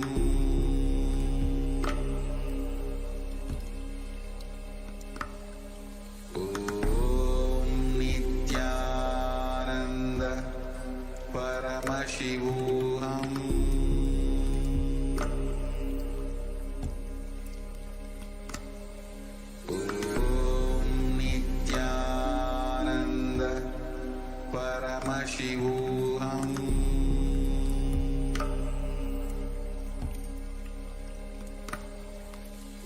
Om Nithyananda Paramashivam.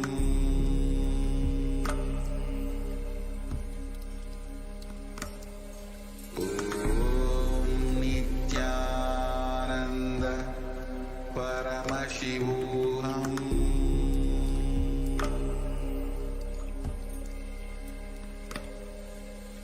Om Nithyananda Paramashivam.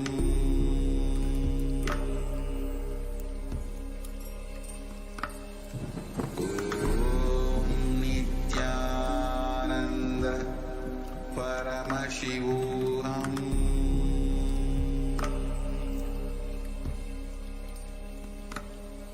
Om Nithyananda Paramashivam.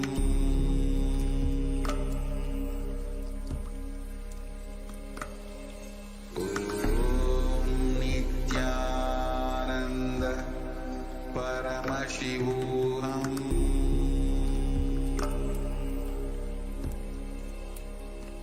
Om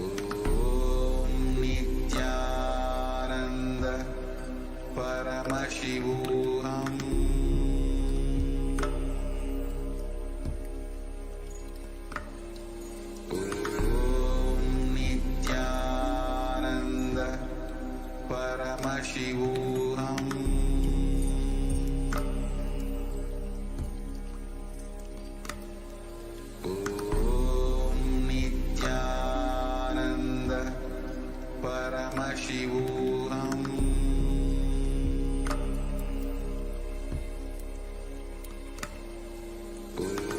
Om Nithyananda Paramashivam.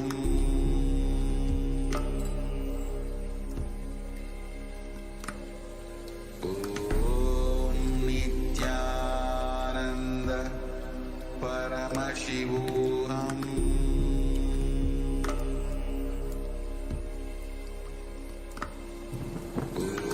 Om Nithyananda Paramashivam.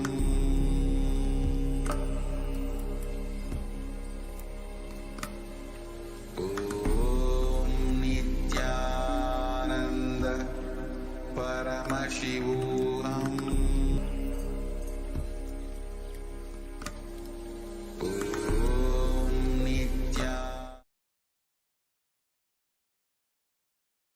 नित्यानन्दं परमसुखदं केवलं ज्ञानमूर्तं द्वन्द्वातीतं गगनसदृशं तत्त्वमस्यादिलक्ष्यम् एकं नित्यं विमलमचलं सर्वदी साक्षिभूतं भावातीतं त्रिगुणरहितं सद्गुरुं तं Namami.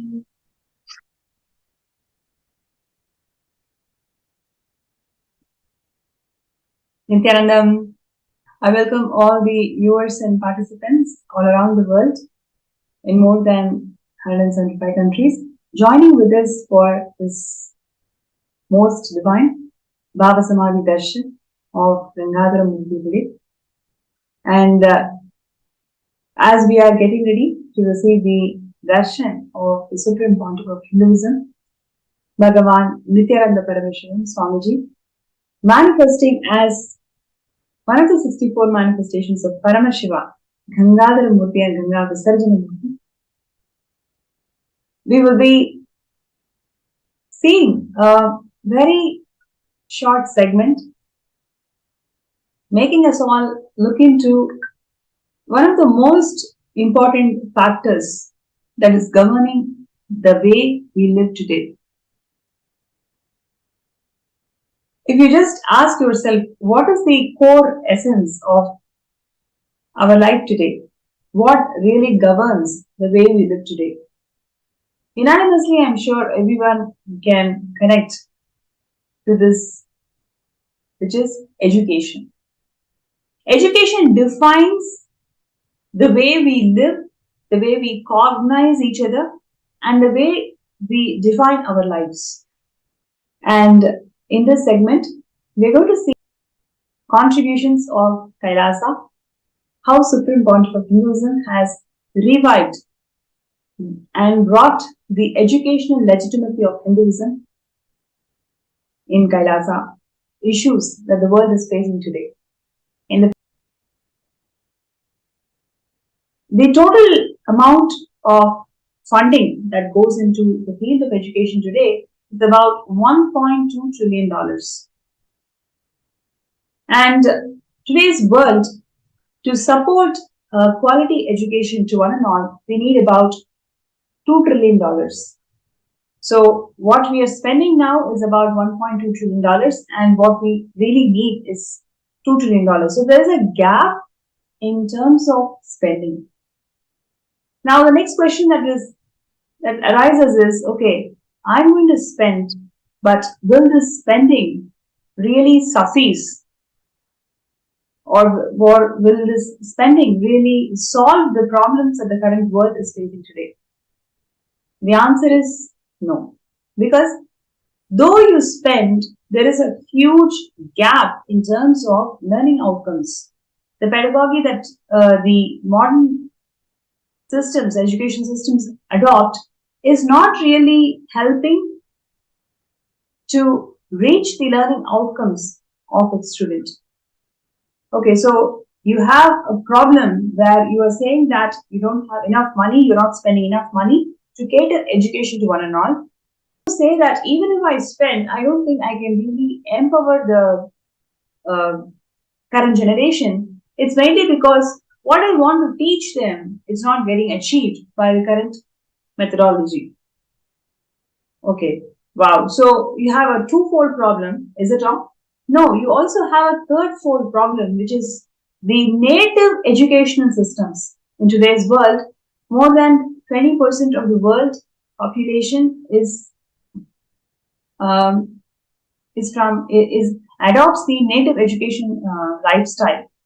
Now, if you take the indigenous tribes, if you take the native population in each of these countries, they are devoid. They are literally they do not have this access to this native education system, which they want to, right? So it's a threefold problem here, because you do not spend, and even if you spend, you cannot provide what they want, and even if you provide what they want, this is really not what I want, because I want to adopt my native educational lifestyle, right? And now you may ask the question, okay, is it really a threefold problem? It's a fourfold problem, because it doesn't stop here. If you take every single industry that we have today, there is a gap of 75% in terms of creativity. So the current education system is actually producing human beings who lack creativity in a very big scale. Only 30% of the population, graduated population, consider themselves as somebody who's creative. Rest of the people, we really feel that you have to learn what is available in the textbooks, memorize, and vomit in the examination. So that's the standard way how we all perceive each other, and that is the way how the current education system caters the whole world. Now, the question is, why did we start this way? What is the need for us to empower an education system where none of us are happy, whether it is the providers or whether it is the people who receive this education system? So now, the real question that we have today is about, okay, I'm not happy with the way the education system is right now. Where do I begin? What is the solution that I've got in front? Right? So, first of all, I would like to ask all the viewers, do you all agree to the current state of art where we are standing today in terms of education? What are the different problems you feel and you see?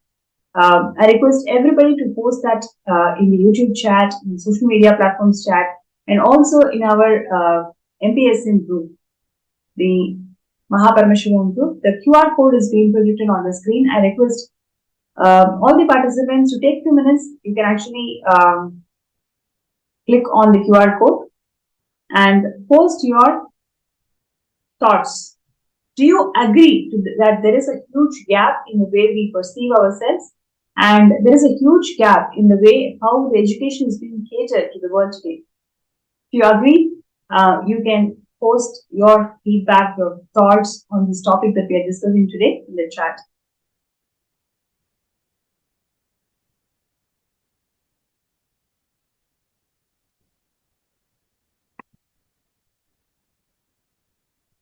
that we are discussing is something very important because it is a fourfold problem. Number one, you do not spend enough to ensure that education is made available to one and all, which is completely contrary to how our ancient Hindu civilizations existed, because education is free and education is available, made available to one and all. Every single person has the right to access the information, access the knowledge systems. So education used to be free and education used to be made available to one and all. Number two, the second problem that we are facing is the learning outcomes, right? The kid does not do not achieve the learning outcome it must be achieving. So this is also used to be resolved in the ancient education systems, because the learning outcome of each kid is not a standard as we have today. So each kid, based on their abilities, the learning outcomes were set, right? It is very much individual. Instead of this, it is a public or a common education system. So that is the beauty of Hindu education system, where the education is being catered to who you are and what you believe in and what your interests are, right? And the third problem that we face today is education lifestyle is being completely denied by the current education system. So in ancient Hindu education system, based on your gotra, your native ideology, based on that, the Hindu education system used to cater the sciences, cater the techniques where you need to be mastery.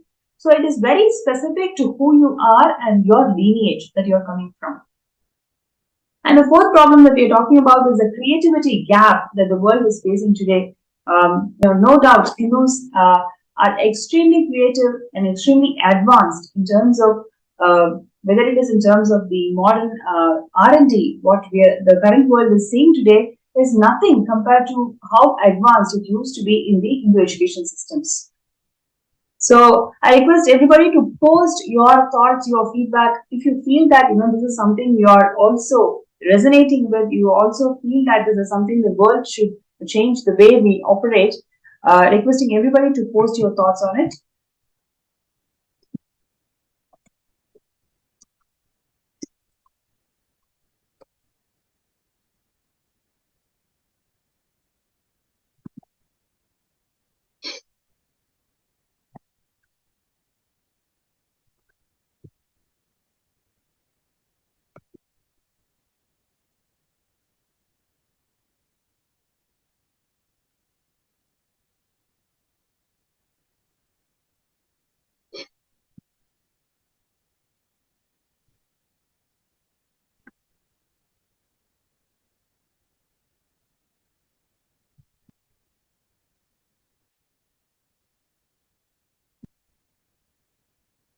The QR code is being projected on the screen, and requesting everybody to take a few minutes to post your thoughts on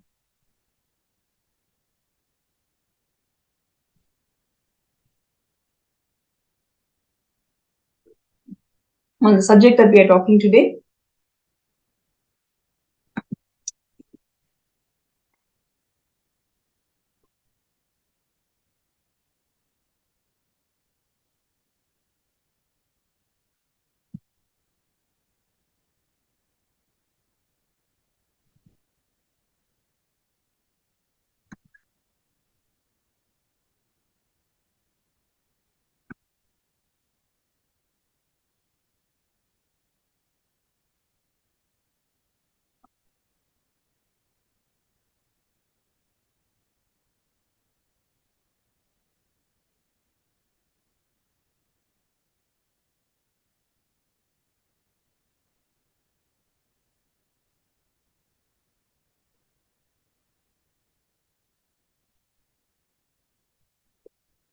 Right.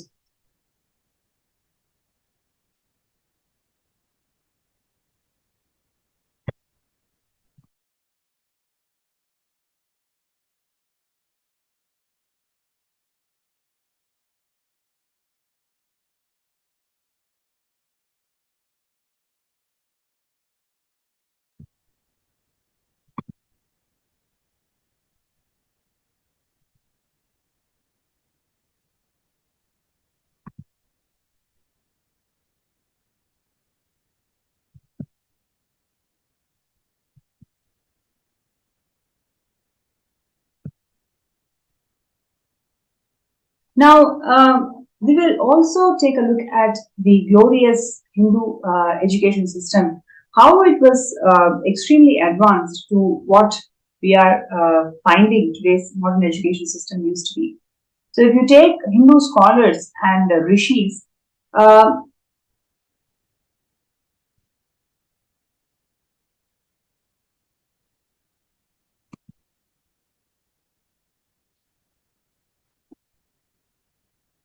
if you take Hindu scholars and rishis,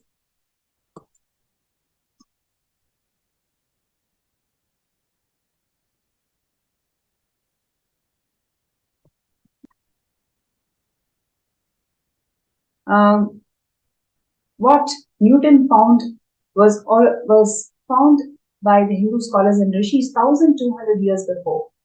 Please imagine, it is that advanced. And what the NASA is spending more than trillions and trillions of dollars, trillions and billions of dollars. Our Hindu rishis and scholars used to determine the astronomical units, astronomical discoveries, just with the power of consciousness, right? So without spending such huge amounts, we used to just expand and believe our power of consciousness from which the whole science was downloaded. So this advanced education systems that the ancient Hindu scholars received is all about downloading the information that's already available in the world. It is not by memorizing, but actually downloading. So downloading the knowledge repository systems by the power of initiation from the Guru. That is exactly what the Supreme Pontiff of Hinduism, Swamiji, is reviving today. With the power of initiation, Swamiji has education systems adopted the merits of the ancient education system in current days curriculum and revived this Gurukul system of education and the Hindu universities today. To take the Hindu universities, they used to be extremely advanced in terms of the R&D that they used to carry out. To take the Nalanda University, it used to host 3.7 million scholars who worked on presenting the Buddhism to the world. The same way, these scholars and the universities that were developed, it used to be extremely specific, and where the Center for Excellence used to be the focus of each of these universities. So that gives a lot of space and privilege to the students, where they can adopt what they want to learn, right? Because each of the universities that were getting formed, it's all about really forming that Center for Excellence, right? And this glorious Hindu education system that used to exist, how it got destroyed by the anti-Hindu elements. So before we go to that very interesting segment, let's see the video where Swamiji is going to share about why the modern education system is only evolving slavery, rather leaders for tomorrow. Of the education system.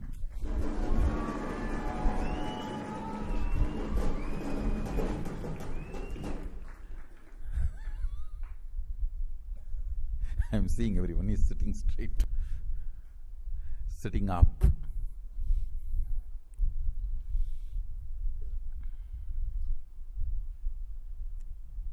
I'm not talking about particular education system which is prevalent in India. I'm talking about the whole modern education system, understand?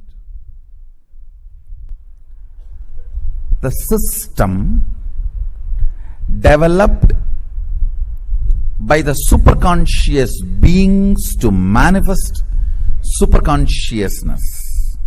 Sadashiva's education system, Gurukul style. System developed by human beings to enslave and trap other human beings and keep them as clerks and workers. Listen.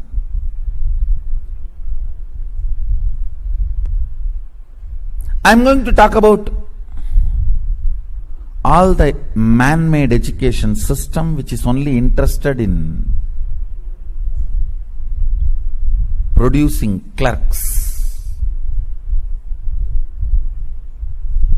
making you dull, dead. Listen.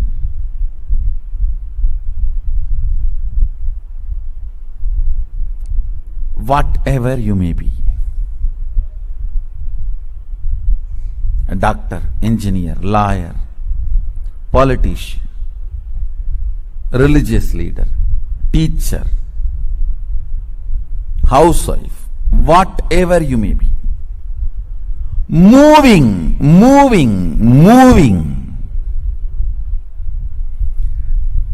breaking all the things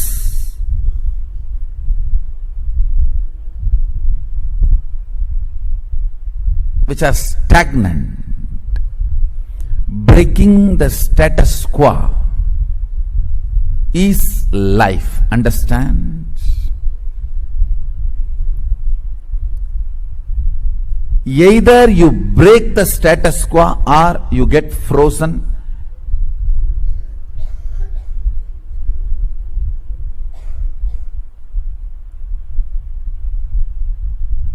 Either you move towards life happening or move towards your graveyard, getting frozen. Happening is life. Understand? The whole modern day education system is just to keep you in continuous, in the name of imaginary fear-based plans.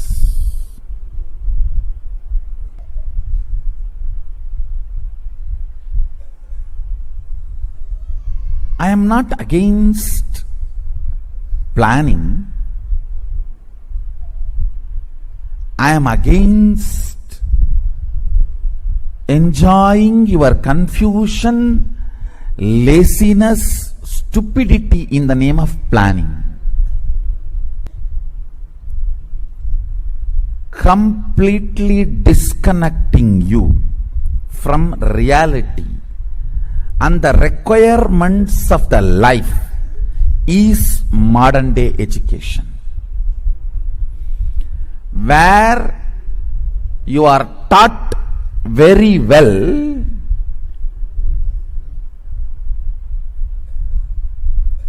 to do the psychodrama. Hey, I may not contribute, but if I am not there, I will collapse. If you know to play that game, you can raise the ladder of the corporate ladder. Because the education system is basically to cheat others. So naturally the fellows who are evolving through that system will be cheating the owners. It is like you cheat me, I cheat you. The whole thing is vengeance based.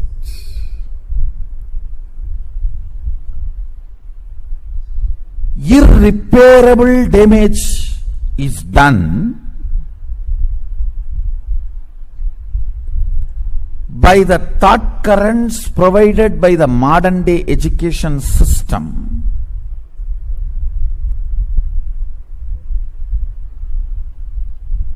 and the modern day corporate thinking world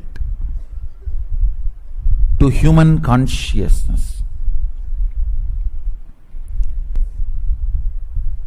Understand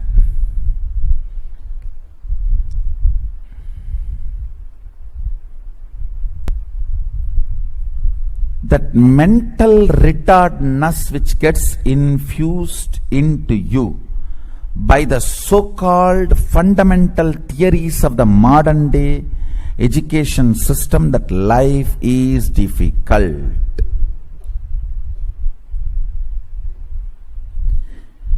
in every step of the life, in every move of the life, expanding is education. Not entertaining confusion to justify your existence. Not only feeling stuck, making that as a legitimate system is modern education. The whole modern day education system is collapsing the human being into self-beating confusions. When that becomes your pattern, you are a perfect slave. You are a perfect slave. So today I will tear the remaining masks of the education system.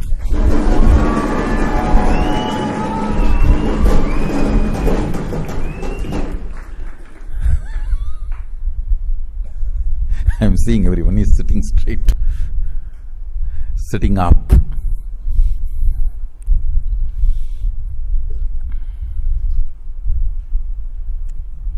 I am not talking about particular education system which is prevalent in India. I am talking about the whole modern education system. Understand? The system developed by the superconscious beings to manifest superconsciousness. Sadashiva's education system, Gurukul style. System by human beings to enslave and trap other human beings and keep them as clerks and workers. Listen.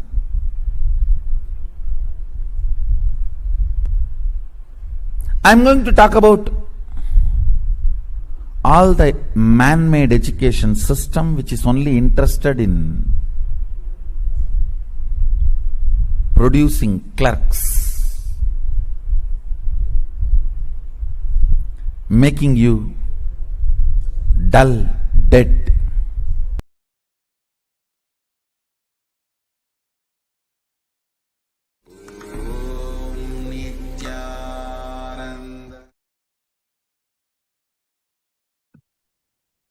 Yes, that's the supreme point of Hinduism. Swamiji beautifully sharing the merits of the Hindu education system and how the modern day education system is actually making us feel the impact of slavery. Literally, there are enough stats, enough references where we can see that the whole education system was centered on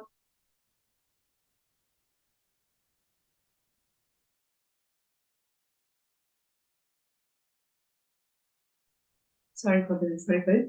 So there are enough facts and references which actually talks about how the modern education system was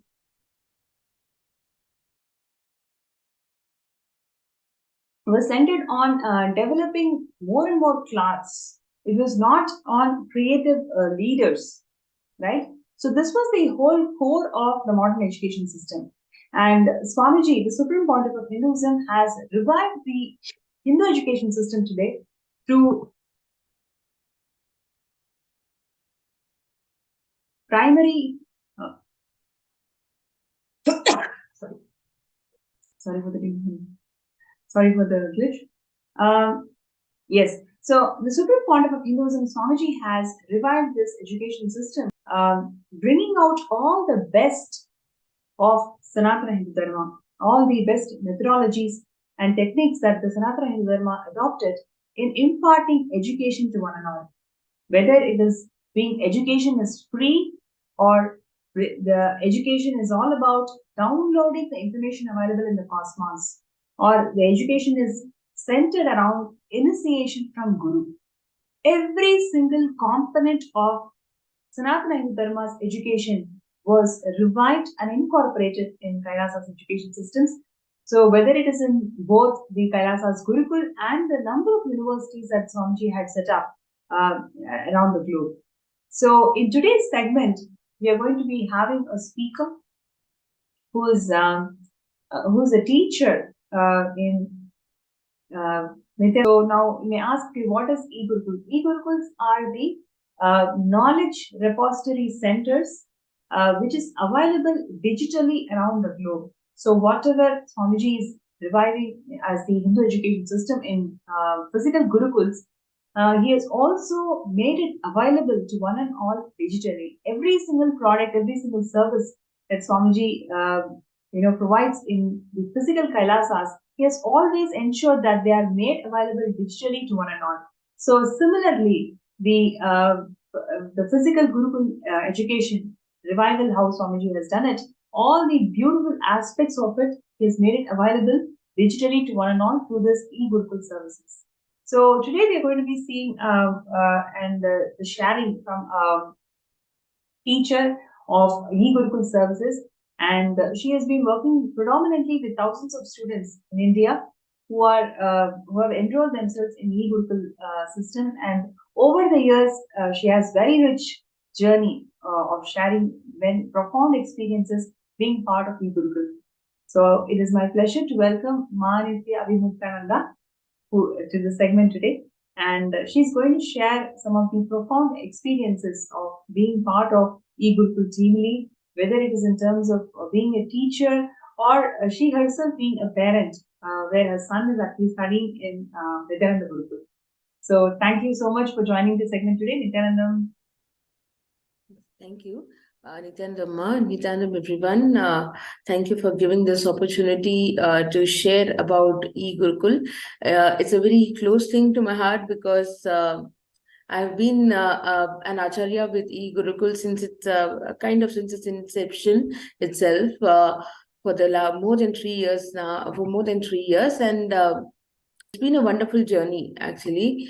In e-Gurukul, Swamiji actually has made all the efforts to include all that is there in the physical Gurukul that he runs, all the aspects of the physical Gurukul that Swamiji runs, everything almost, he's made it available to the children of the outside world who cannot, due to various reasons, come and study in his physical Gurukul. So that was the attempt with which e-Gurukul actually came into existence, and Swamiji has given a beautiful curriculum, and we have got a team of acharyas globally who take this to the outer world children, so that they are able to imbibe the same powerful cognitions and live with the same powerful cognitions, which probably if they would have studied here in physical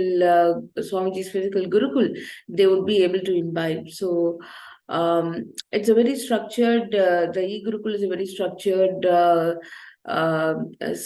education system, where the children are taught with powerful cognitions, and the syllabus is it includes the regular physical yoga and all the spiritual routine that we normally have in our physical Gurukul. So we introduce all those things to the e-Gurukul children as well.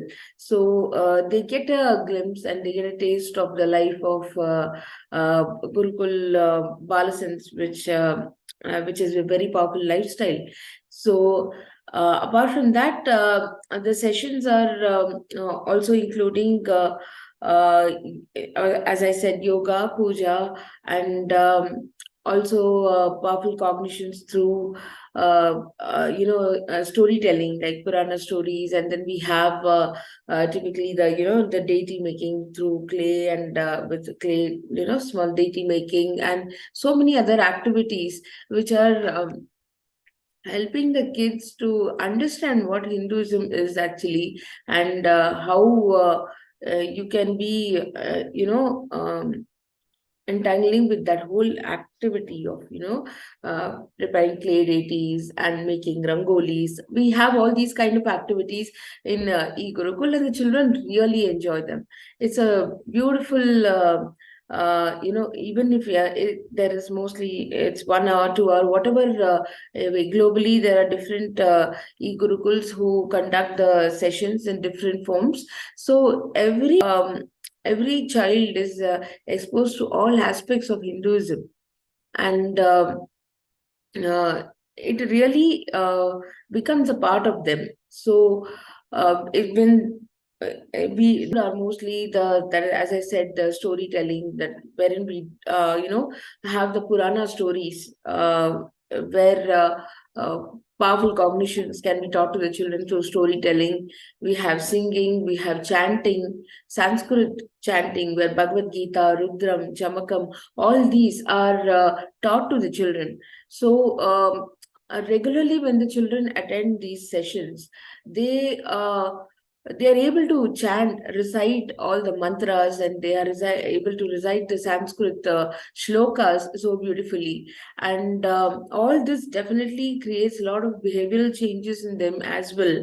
And we have found that all the kids who have attended these sessions regularly, there is a lot of alignment towards their studies, towards their the way they behave with their parents, with their teachers, with the outer society. There have been a lot of changes and improvements in their behavior. This is we have got a lot of testimonials also from the parents of e-Gurukul children, where they have seen a lot of changes in the children, and they have ever been grateful to the Acharyas and to Swamiji for making them a part of e-Gurukul. So even during festivals, we have we have the children participating in cultural activities where they themselves organize sessions, and the dance, singing, and other cultural activities. So they get trained in these things as well, just like how they would have been here in physical Gurukul, and Swamiji trains them in all dimensions. We the acharyas, we try to make an attempt to take the same thing to the children of the outer world, and make them powerful beings. So that's what I want to share, Ma. It's been a wonderful journey, and thanks for inviting me to speak about e-Gurukul. It's a really pleasure to talk about it. Thank you so much, Ma. Yeah. So thank you so much for sharing, Abhimukta. I just have a couple of personal questions, just really intrigued the way you shared about all the different aspects that Swamiji is reviving through this digitally available mediums. It's just not people or the children who adopt to learn or the Hindu education system as their mainstream education system, but also making it available to one and all. So in every way, each parent, especially the Hindus, can get benefited out of this knowledge streams. So just wanted to also talk to you about the power manifestation science, right? Especially how Swamiji has revived this method to download information that's already been available, and the Google Confidence. So these two methodologies that Swamiji has introduced in this education system, how do you see kids fare well because of being initiated by Swamiji through this third eye awakening and learning through Google? Because of these methodologies that Swamiji has shared, how do you see the kids doing well in their regular education by being part of Gurukul services that Swamiji has given to this world? Yes, Ma. Yeah, this is a very important aspect actually. In e-Gurukul, we have a regular power manifestation session happening, and oneness capsules of Swamiji. They are the most loved part which almost every child in e-Gurukul enjoys, the oneness capsules. Oneness capsules are the Darshan videos, with Swamiji's Darshan videos, through which the kids actually get initiated. I was really amazed at how the children start doing the power manifestation in the session. These kids, they have not even seen Swamiji actually physically. Only by watching oneness capsules and playing Swamiji's short satsang videos, or mostly the oneness capsules is what we play normally, and through that they get initiated and they do the power manifestation so amazingly. We have had kids who are amazing power manifestors with respect to healing in remote vision and blindfold things. It's so beautiful, and they have really benefited the kids as well as the families, because these kids, there has been so much of uh, conscious increase in their consciousness and their awareness. The restful awareness has increased so much in them because of the power manifestation sessions. The parents are amazed at the beautiful transformation that has happened to the children, and there have been parents who have shared that they have started excelling in studies, and they have become more responsible. Kids have developed leadership qualities actually, and they have started taking initiative in various other activities and things, and like beautifully they start aligning to a powerful life. So the power manifestation science which Swamiji has introduced through e-Gurukul, it is like a boon. It has really brought about big transformation in the children outside, and it is very it's a very unique thing actually, power manifestation science which Swamiji has introduced in the e-Gurukul, because these outer world kids who have not done any formal course of or not done any kind of 3-4 day programs or anything of that kind of thing with Swamiji. Neither they have seen Swamiji physically, but still they are amazing power manifestors. And till today, I know the kids who have been so aligned to the e-Gurukul, they have really excelled in their studies, and they have done amazingly well in life now. It's beautiful. Wow. Wow, that's so beautiful to hear. Also, would like to know, okay, now they're able to do this power manifestation. Do you see that these techniques that Swamiji has given to these kids really help them in the regular life that they are living in the schools? Because today, if you see the kids in the school, some of the constant things that the parents worry is about the depression that they go through, anxiety issues, and fights amongst the kids, right? That's the common problem. How to solve, like, so much of fighting is there amongst the kids, and most of the energy is being spent in these areas which is not really necessary in advancing a child's mental health.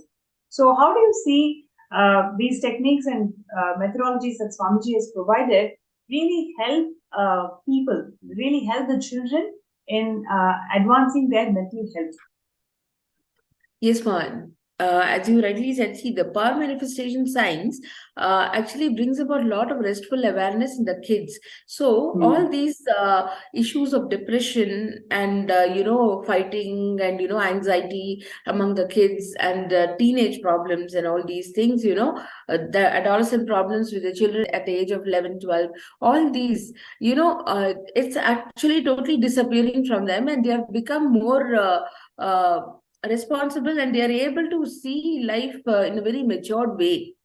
As I said, they develop leadership qualities, and they are able to hold the other children also beautifully. When it's like how we as acharyas, we try to hold the children, they are holding the other children also beautifully, and passing on, radiating that space to the other children who have probably not been exposed to anything like this. And as such, the kind of fights or anxiety or depression or these things what we are talking about in today's world, it absolutely disappears from their lives. It is they live a more powerful life and a more stable, and they are mentally very stable and aware actually, and these kind of things really don't affect them. This is what has been the feedback of the parents as well, that they have handled difficult situations also beautifully, and they have taken responsibility for their for their studies, be it studies or any other activities that they do.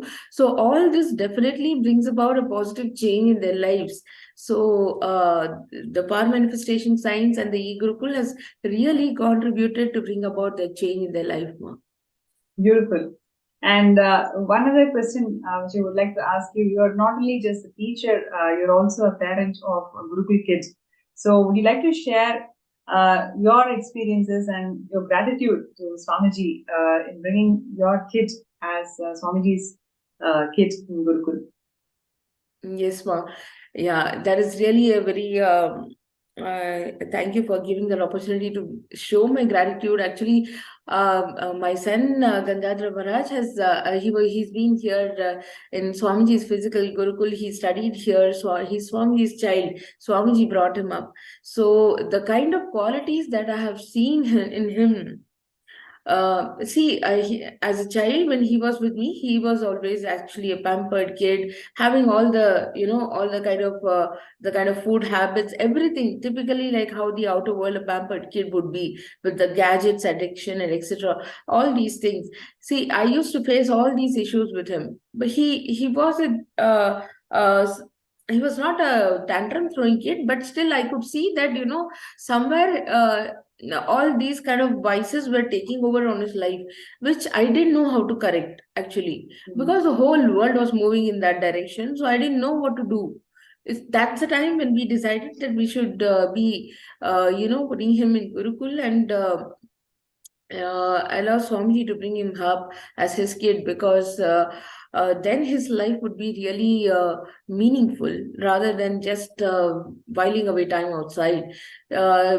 When he came here, of course, he had his own challenges, how he could adjust, but it happened beautifully. The transformation happened beautifully, and I could really see so much of divinity flowering inside him. Every time I used to see him, he got trained into temple sciences, he got trained into the various rituals, and he's now an integral part of Swamiji's temple here in Adi Kailash, and he does all the rituals, his chanting and all those things, everything that he has imbibed, that Swamiji has, taught him, it has put so much divinity into him. Whenever I see him, I always feel that he's really a reflection of Swamiji. So I actually look up at him, and whenever I have a problem, he gives me solutions, such mature solutions. He doesn't know probably when I see now I'm an Adinivasi, but when I was outside, there are so many things that we face as adults also, and every time we fall into depression, whenever I used to speak to him, he used to give me the right cognitions. So a kid who is about just 14, 15 years, and he's giving the matured cognitions and such matured conversations exactly aligned to Swamiji's teachings, and reminding us again and again that we have to align to Swamiji and he'll take care. It's such a beautiful space actually he started carrying, and till today I'm seeing that beautiful space in him, innocent space, at the same time a powerful space. This is what I really wanted for my kid, because I know that nobody can violate him, and he's brought up by Swamiji, so everything will be taken care of. That is the best thing as a parent that I can think of for my kid. This is what I want to share, man. That is deep gratitude to Swamiji for whatever he has done for Gangadhara's life. It's absolutely his kid, and really thank you, Swamiji, for bringing him up so beautifully. Yes, ma'am. Yes, and we have a viewer, Lindsay, who's sharing that. I feel that most of what is considered creative is also just vomited back from the past or media programming. I think it's much less than 1 in 4, and original thought almost non-existent. So we are interested in the Gurukul for our daughter, and this surely Swamiji is reviving the old system of education. So thank you for sharing, Ma Lindsay. I'm sure, Ma Avimukta, we can really connect to what she's saying, right? On one hand, 75% of the globe is suffering from leaders who lack creativity, and how the Hindu education system is all about inspiring and making that creative elements within of the brain getting awakened by Swamiji's initiations, and whatever we are seeing today as creativity, that is also coming from the programming that the media is showing to the world. So how do you see this particular aspect making children creative, especially through the e-Gurukul services that you've been part of? Yes, ma. So definitely, creativity is something which comes naturally into them, because, as I said, Swamiji, the curriculum that Swamiji gives, it is absolutely for creating leaders, and it's not for creating clerks. So definitely in e-Gurukul, we are following the same curriculum which Swamiji has given for the normal physical Gurukul. So the kids in the e-Gurukul also imbibe these the same creativity and the same kind of cognitions, which help them to think differently, actually, and sail through the whole thing so beautifully without having so much of doubts or anything, and creativity which comes out beautifully. I have seen children developing such beautiful creative skills like drawing and all those things. The way they do itself, it goes to a different level, actually. The level of creativity really goes to a different level. So they're thinking with respect to any activity, even if they have to organize a cultural activity like this kind of cultural activities on digital platforms. We used to get globally, we used to combine gurukuls, and we used to have cultural activities during festivals, etc. It was beautifully organized by the kids themselves. We were just acharya looking over it, that's all. It was right from scripting out the the opening speech or whatever, let it be, everything was done by the kids itself. So it was not something, and the kind of creativity, the way which they do, everything was so amazing, and none of it was taught by us, actually. They just came up with ideas. This was my experience when I was conducting these kind of sessions. So creativity definitely becomes a very integral part of them, and it comes naturally to them, actually, when they start attending the e-Gurukul regularly, because their brain grooves, I think, they just open up. There is an overall brain development which happens due to the third eye awakening. So because of this, definitely all aspects in all dimensions, they start excelling. So this is what I have seen, ma. This is my experience. Beautiful. So the Kailasa that Swamiji is reviving is not just for Hindus, but rather it provides solutions for every single global problem that we face today. And as we are discussing with Ma Vimukta, it is nothing but the global problem of educational gap that is being seen in most part of the world. How Swamiji is reviving through bringing back the educational legitimacy of Hinduism through Kailasas Nithyananda Gurukul and the Kailasas Nithyananda Hindu universities to the world. If you feel that this is a very important aspect that Swamiji is reviving today, and you really want to be part of it, you really want to support this initiative, all you need to do is sign up in sksjp.org /org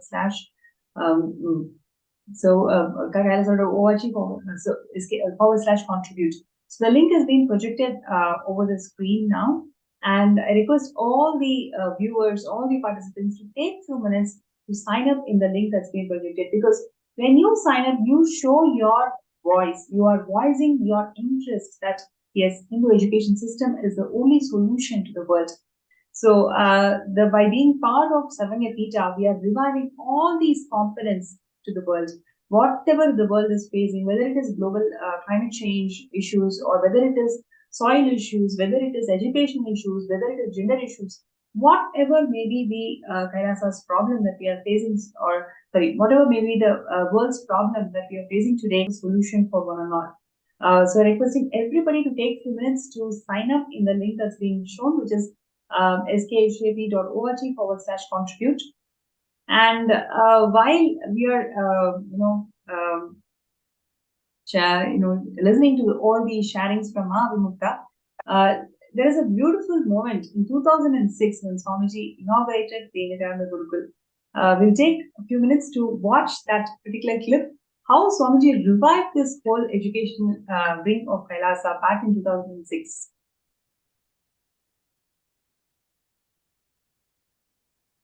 Paramashivam.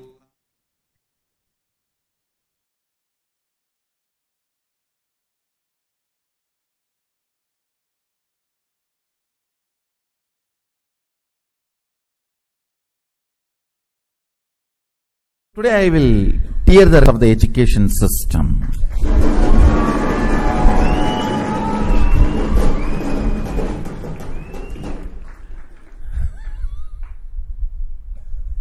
I am seeing everyone is sitting straight, sitting up.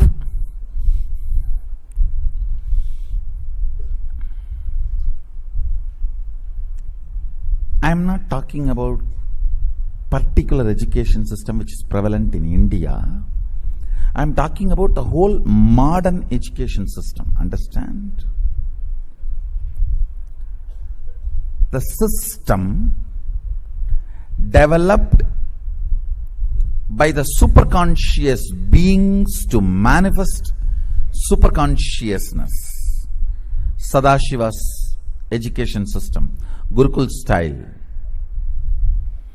System developed by human beings to enslave and trap other human beings and keep them as clerks and oaths. Listen.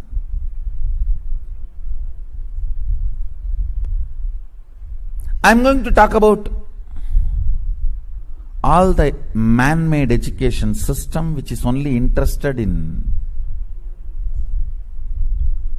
producing clerks,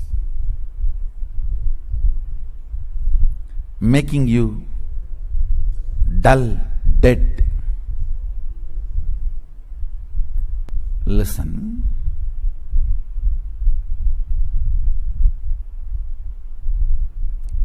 Whatever you may be, a doctor, engineer, lawyer, politician, religious leader, teacher, housewife, whatever you may, moving, breaking all the things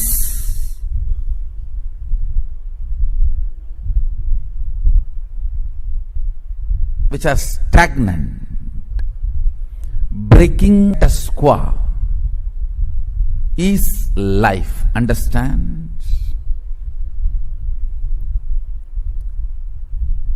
Either you break the status quo or you get frozen.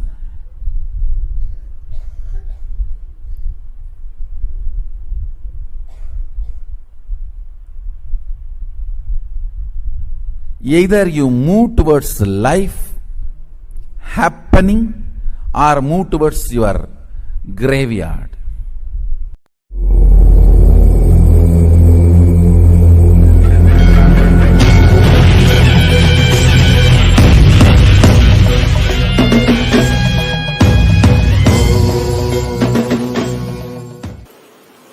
How many of you are here who are directly related to Gurukulam?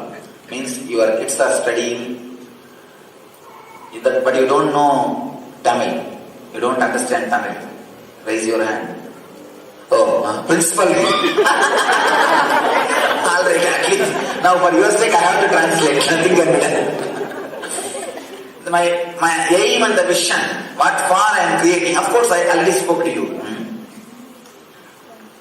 You see, I had a beautiful ambience when I was growing, when I was between 7 and 14, the Arunachala. It was a beautiful spiritual incubator where I was able to learn the inner science along with the outer science.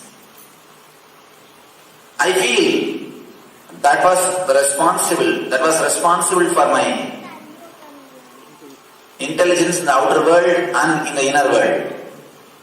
So I am trying to reproduce that same ambience, spiritual incubator for our next generation, for our kids. I do not want kids to wake up from bed based on fear or swadhisthana. I do not want them to wake up and live with mentally retarded teachers for 8 hours per day. I wanted them to live in a loving ambience. Get up like a flower, the deep love, and live the people who are in love, who are meditators, who are able to balance themselves, who are meditators, who can balance themselves. So the whole purpose of this Gurukulam is to create an ambience where our kids will learn everything about the outer world, but they won't internalize the negativities of the outer world. They will retain the purity of the inner world and experience the eternal bliss. I bless you all. Let you all experience, achieve and radiate eternal bliss. Nithyananda. Thank you.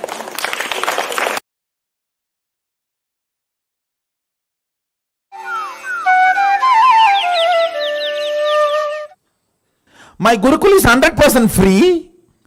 Food, stay, education, everything is free. Because Sadashiva says, Guru is supposed to beg and feed the disciples. I said, I may beg physically or in the internet, but I will beg and feed my disciples. My Gurukul is 100% free. Not only I am teaching them English, maths, science, I am teaching them true history. I am teaching them the real powers and possibilities they can manifest. I am teaching them life. Only thing, I am not doing the stupid things which you guys have designed for a generalized way. Understand? All generalization creates more blind spots. When there is a Google Earth available, Google Map is available, why will I make them memorize the capitals of all the countries and states? Macaulay's time it was not there, so you have to memorize. Capital of India is Delhi and capital of Tamil Nadu is Chennai. You have to memorize. Now there is a Google Earth and Google Map. Just Google it, that's all. They need to be taught Googling. I am only removing all those. Become part of the education because of the generalization. Understand? All generalization is faulty generalization. All generalization is faulty generalization. Jealousy, comparison is the byproduct of the faulty generalization. It is utter stupidity to give marks to human beings.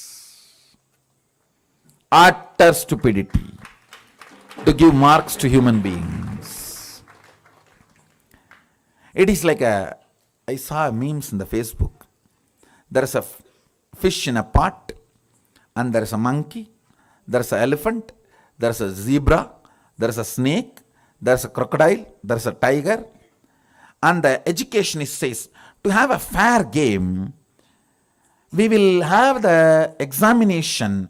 Who claims this tree first? Please start. That is what I call faulty generalization. What will happen to the fish if he comes out of the water to climb the tree?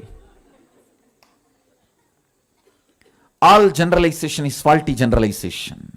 Understand? What I am trying to convey, I will give you the essence. Media wants me to do the charity of what they think as best. I am doing the charity of what is best. If you think food is the best thing happened in your life, you can do just annadan. If you think education is the best thing happened in your life, you share that with the world. That's your charity. If you think clothes are the best things happened to your life and you share the clothes, vastradana, that's your charity. If you think enlightenment and spiritual powers are the best thing happened in your life, you share that with the world. That's all I am doing.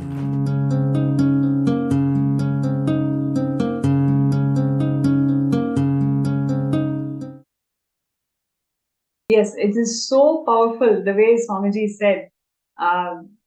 If you feel that living enlightenment is the best thing that has happened in your life, that is exactly what I am doing as a charity. That is exactly what Kailasa stands for. Whether it is health, whether it is education, whether it is mental health, whether it is food, every single dimension of life, everything is focused towards living enlightenment, and that is what Swamiji is reviving today through Kailasa. So I request everybody, if you feel that Swamiji is the best thing that has happened in your life, sign up for SJP, sksjp.org/contribute. It's being projected in the screen. I request all the viewers, everybody to sign up for this best gift that we all have in our lives, which is Swamiji. And Swamiji has created this Kailasa to one and all, for all of us to revive all the various aspects of Hinduism and be part of this glory. So even if you have signed up earlier, let's take another look. Let's really feel that, okay, this is something which you want to do it now, and you want to work very positively towards this goal of becoming an SJP. Please sign up and show your intention and interest. Swamiji always says that all you need is just you designing to show your intention, and Swamiji is going to move planets for all of us. So with that note, I'm going to ask Ma Abhimukta, what are your thoughts and why you feel that everybody should be part of the Sarvagya Pita project? This whole Sarvagya Pita is all about reviving all the different pillars of Kailasa, whether it is Gurukul, whether it is Annalaya, whether it is library, all these important integral elements of Sanatana Hindu Dharma, Swamiji is reviving through Kailasa. So why do you feel that everybody should be part of this Sarvagya Pita project? Yes, ma'am. So the Sarvagya Pita project which Swamiji has introduced, it's allowing us as we people in the outside world, we are actually not at all aligning ourselves to a greater purpose of life. Normally, we are just earning money. I don't know for what we have our own individual goals, but when you're aligning to a higher purpose, which is actually bringing about a big transformation in the society. Cosmos definitely supports each and every action of ours. It helps us to fulfill our own personal desires, as well as helps us to contribute to that big cause as well. So Swamiji has given all of us this opportunity to be a part of Sarvagya Pita and contribute time, treasure, money, whatever we have to this particular project, wherein he has beautifully designed the whole thing to touch each and every aspect, each and every dimension, and empowering us to bring about that change in the society by reviving Hinduism, by reviving all the powerful aspects of Hinduism in each and every dimension. So being a part of Sarvagya Pita, you can beautifully align to Swamiji's mission and be a part of that whole mission and live a beautiful, powerful and enlightened life actually. So this is one of the best opportunities to bring about that fulfillment in your life, that how much ever struggles we are doing in our life, whatever we are trying to achieve, finally, when we are giving back to the society, when we are trying to align to a higher purpose, our life gets fulfilled. And the whole purpose of we coming into this world, it really gets fulfilled, and you can really feel that fulfillment in your life. So definitely Sarvagya Pita, being a part of the Sarvagya Pita projects will give you that satisfaction. This is what I can understand and feel, Ma. So yes, I invite all of you to please be a part of this and experience this beautiful dimension. Yes, thank you so much for sharing, Mavi Mukta. Definitely, I feel you're right, like what you beautifully shared. Moving away from our individual goals and aligning to the cosmic goal. The whole cosmos wants and needs Hinduism today, which is what Swamiji is reviving to its glory in the form of Kailasa. And Kailasa already established the entire educational legitimacy to this world by through various efforts. And you can see right from 2006 how Swamiji is holding that context so beautifully in that inaugural video that we saw just now. In the same way, so many beautiful elements, whether it is through initiation, whether it is through making education as free, whether it is through reviving all the ancient sciences of Hindu Dharma. So in every level, Swamiji has been reviving the Kailasa, especially the educational and legitimacy part of Kailasa. So requesting all the participants and viewers to support this mission of Sarvanga Pita, where all the different pillars of Hinduism is getting revived through Kailasa. And Swamiji is making it happen to his, the best possible way, especially with in Jayanti Satsang. So that Swamiji had shared that he's going to make the whole Kailasa open this year. And it is going to be a remarkable moment where all of us can celebrate the existence itself. So requesting everybody to be part of Kailasa, Kailasa Sarvanga Pita project. And, let's take a few minutes to sign up in this link that's being projected, skshjp.org/contribute. And while we are, signing up, we just take a few minutes to see the video where Swamiji is sharing why he built Kailasa, what is the need for Swamiji to build Kailasa, and why it's extremely important.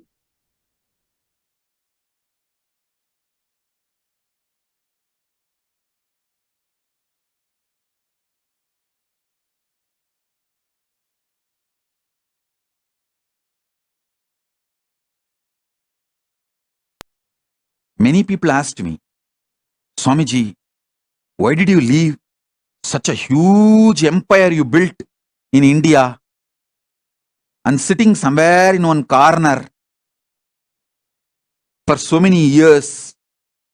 Be very clear. It's already 3 years. I left India. More than 3 years. This 3 years is worth, because I've done the foundation, legal, protected, internationally place first. Not only I have the immunity of non-prosecutable and immunity and protection as the head of the state, sovereign land, which can't be violated, and the embassy status in multiple places, even sovereign land in more than one places. This 3 years is worth, because the first things are done first, right things are done first. We have a great future. We don't have to worry. Will there be any end like what happened, what has been done to Asaram Babu's organization? What has been done to Sant Rampal's ecosystem? What has been done to Ram Rahim's ecosystem? What has been done to this Palgar Sadhus, and what has been done to Kanchimat? You don't need to worry, because I have done the right things first. That's a spend little time, study how each Hindu ecosystem is persecuted in last 100 years. Listen, whether Kanchimat or Asaram Babu or Ram Rahim or Sant Rampal or Shivashankar Baba, all of them, all their organizations, with so much of hard work, they build the beautiful honeycomb. But just some thief comes and robs the whole thing and takes it away. But again, you guys Hindus will work hard and build it like a honeycomb. Again, somebody else will come and steal. Be very clear, I am not interested in this game. That is why I decided very clearly, I will build the fort first, proper stone fort, then build the honeycomb, so it will stay forever and work forever, support the Hindus forever, keep the Hindu ecosystem forever alive. Be very clear. I understood this secret. I started my public life at the age of 16. Within 10 years, by 25, I understood. Without making a proper protection system, any hard work me and my sannyasis put and build, it will be like a honeycomb.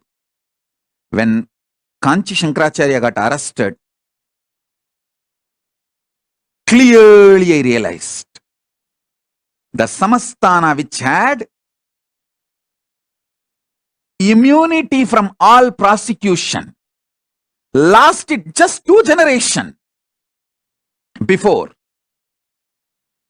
till the India adopted the secular constitution.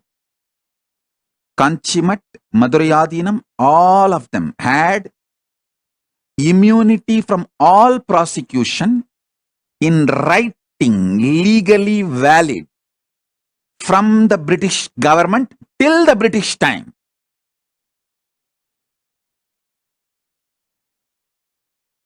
Just 2 generations. Now, those gurus are getting prosecuted. Lawfare is being done. False accusations are put. They are prosecuted left, right, center. Of course, Kanchi Shankaracharya proved he is innocent and came out. But what happened to that organization? What happened to that mutt? What happened to himself? Was he able to stand back? The criminally negligent Hindus did not have gratitude for all the work he has done. The criminally negligent Hindus are not realizing the anti-Hindus are attacking the real Hindus because he stood for the Hindus and stick his neck out, his head was cut. That's all. So that is like a message. No one else should stick their neck out for Hinduism. I tell you, I realized this truth. If I don't build the proper legitimate fort, legal protection, even if I work for 100 years and build the Hindu ecosystem, I don't want to say what would have happened. I know very clearly. I know very clearly. I know very clearly.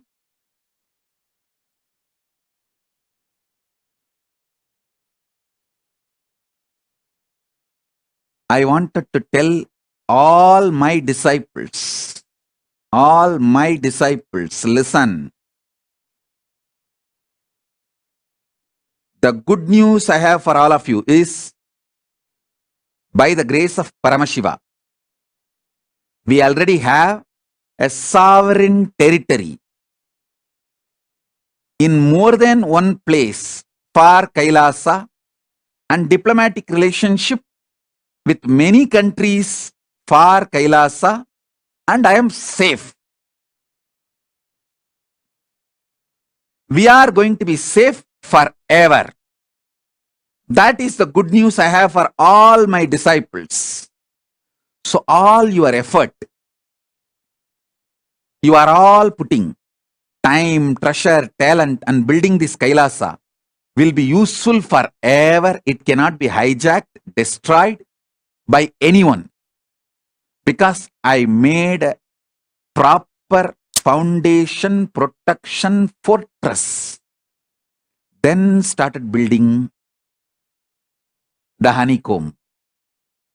I did the first things first. Be very clear. Be very clear. First things first.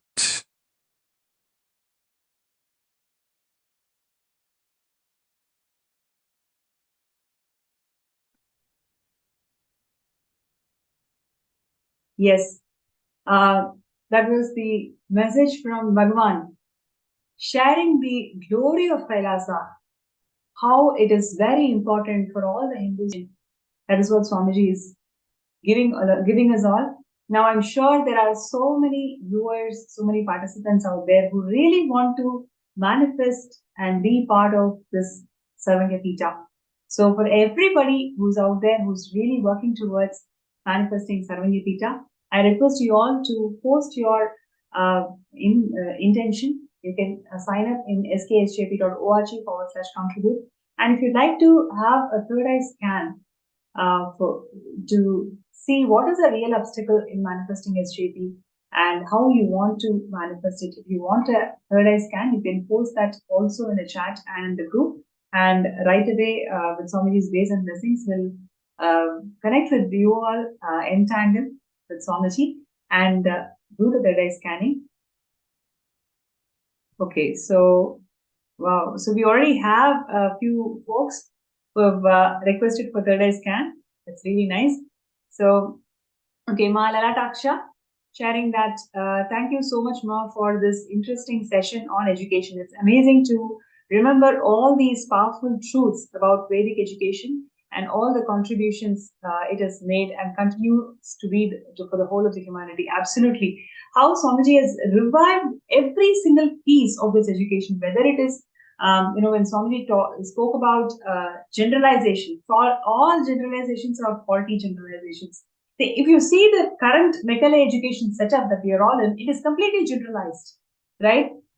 So we have this generalized education system till 18, and Swamiji says that the whole learning will finish at 18. So till 18, we are stuck with this faulty generalization where we do not even know what is our true potential, where we can really excel.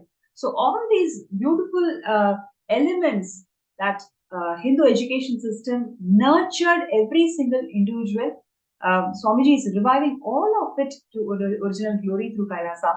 So Sarvanya Pita is all about reviving all these aspects, all these nuances of every single gift that Sanatana Hindu Dharma has given to the world.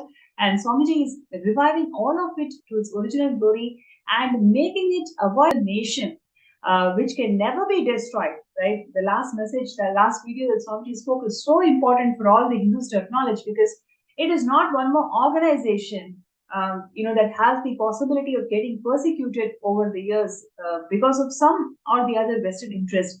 What Swamiji is doing is a permanent, eternal setup for all the Hindus, where you can feel rest assured every single minute that you contribute for Kailasa is going to be eternal. Every single penny that you're going to contribute towards Kailasa is going to be an eternal contribution, because Swamiji has made this whole infrastructure, the permanent infrastructure for all the Hindus to feel safe, protected, and you don't need to cow down anymore. You can practice Hinduism as it was revealed by Paramashiva in Vedas and Agamas.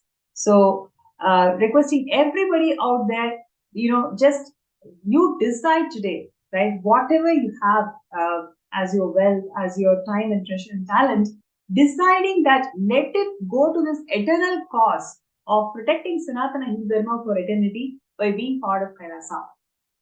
So thank you so much, Ma Lalataksha, for sharing these words. And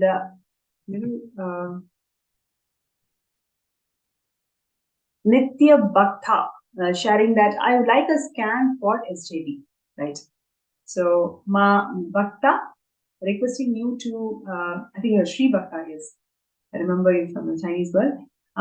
So requesting you to please sit straight and close your eyes. From the deep space of gratitude,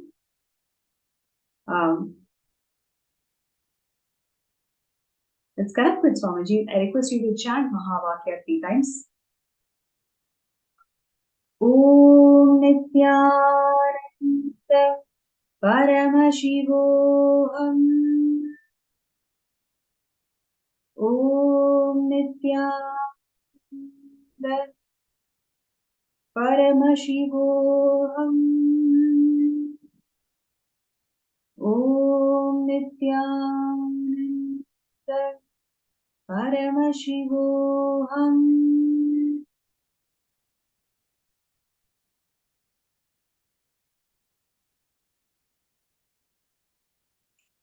Yes.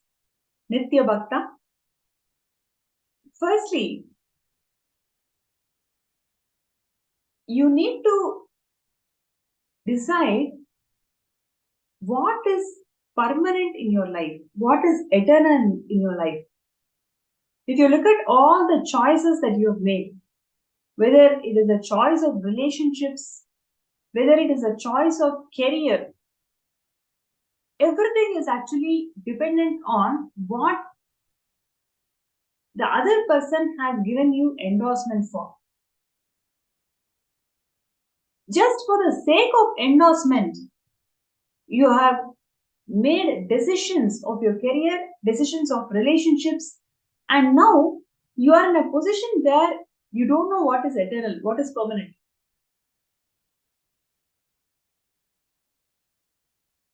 I'm going to tell you, just deciding that Kailasa and being part of Kailasa is the only permanent decision that you can make, and that is only going to be there with you for eternity. It will simply resolve all these hit and run ideas, ideologies which you have deployed in your life and which have given you a state that you start feeling that everything is impermanent. Right? Are you able to connect to this? You'll actually start feeling everything is impermanent. This insecurity is what is actually stopping you from manifesting Samadhi. Right? So the source of this insecurity is the impermanence that you're feeling in every dimension, either whether it is relationships or career. And Swami is showing you a one step further. Where is this impermanence coming from? That's because of the choices that you made just for endorsement. Somebody has to endorse you for the choices that you make. Just for that endorsement, you started settling for cheaper things. So naturally, you are not going to feel permanent. If you're not going to experience that eternity in all of these dimensions, naturally you'll be put into this insecurity. That is exactly what is reflecting in Sarvamipita manifestation. Just decide today that you are going to take every decision based on one scale. Is this going to help establish in the principle of Nityatva? Then I will do it. I am not going to wait for somebody's endorsement. I'm just going to do it because it is making me to establish in the space of Nityatva. Just by you cognizing and understanding this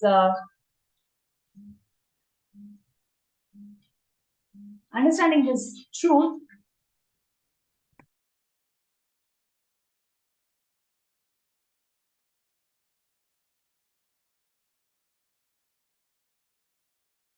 just by you understanding and cognizing this truth, you will literally start seeing a huge possibility that is actually there in front of you to manifest as JP. Just because you don't want somebody to mock at your choices. You don't want anybody to spell it out to you and then say that they don't want to endorse your ideology. Because of that, you have shrugged away from the possibility that is standing right in front of you. So I request you to take the sankalpa that you will always stand with the principle of eternity. Whatever is actually making you to feel eternal, you will take up that decision. Right? If you're able to connect and resonate with this, please post that also in the chat.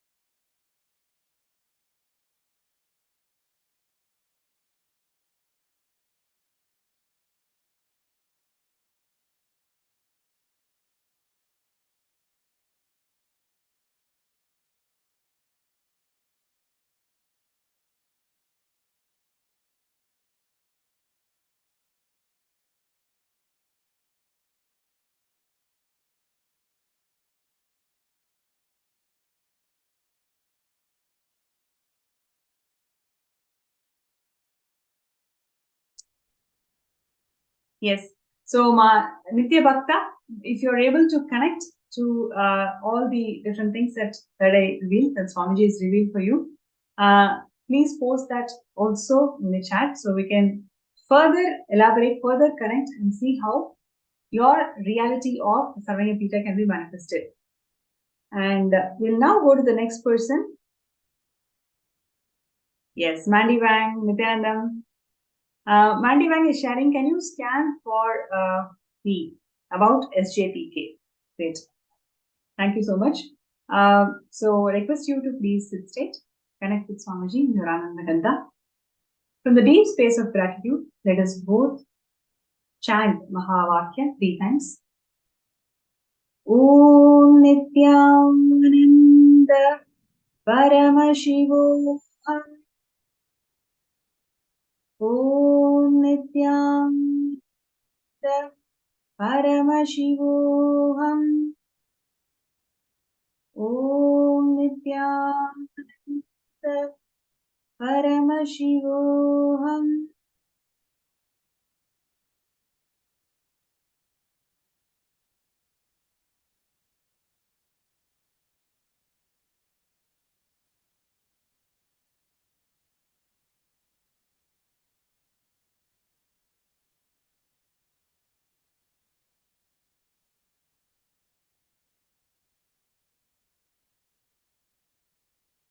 Yes. For Mandy Wang, something so profound Swamiji actually revealed in this third eye scanning. Your identity, when you start empowering your identity in the parallel universe, which is nothing but a strong yogini who is actually manifesting various powers of Paramashiva. When you start empowering this identity, when you start cognizing living as a yogini who's radiating all the powers of Paramashiva, you will see the self-doubt that you're having today, right? Even to declare that you'll be able to manifest the whole SJP by Shivaratri, even to declare those words, so much of self-doubt you're having now, you will see simply Swamiji will burn it. The moment you start living as Swamiji's yogini, who's manifesting all the powers of Paramashiva.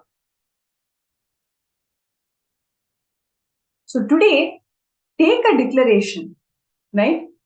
You will go and manifest powers with 11 people. So you will connect with 11 people, you will manifest powers, you will actually give a huge shift, cognitive shift to each and every one of them at the end of the power manifestation. And then you will share about why SJP. Whatever you understand as SJP, you share with them. So do this consecutively for 11 people without a break, right? So now decide, okay, now it's not the time, maybe it's a different, not a conducive time for in the time zone that you're in. Maybe, okay, after 5 hours, you're going to start. Sit with undivided attention. Just put the whole focus on this. 11 people scan them, really attend to their problems. Whatever cognition that Swamiji is actually revealing to you in your third eye, just tell it. Don't have doubt. Oh, I don't know what the other person is going to think. I don't know whether I'm telling right or wrong. Nothing. You just see whatever Swamiji is showing you, you just reveal it.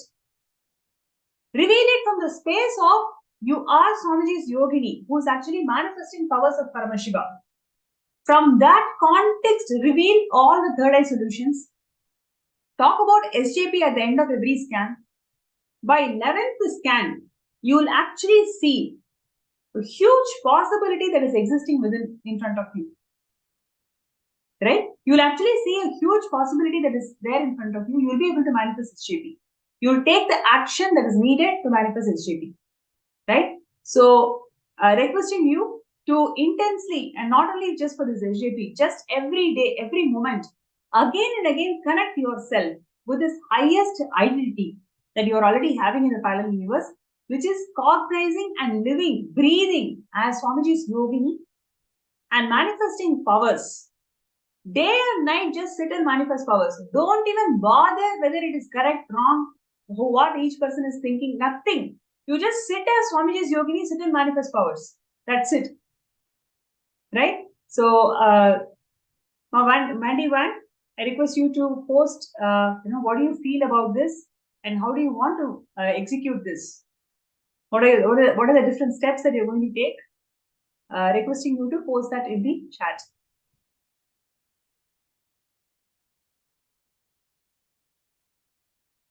So next person is Zhu Xiao Ao. I'd like to request a scan for SJP, please. I'm also suffering from hemorrhoids, and could you also scan for me for that? Okay, great. Yes, Ma, let's do it. I request you to please sit straight. Connect with Swamiji in your Ananda Gandha. Visualize Swamiji in your Ananda Gandha.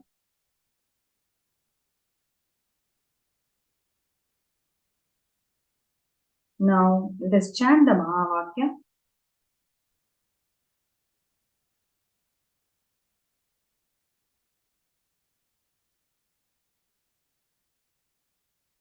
Om Nithyananda Paramashivam. Om Nithyananda Paramashivam.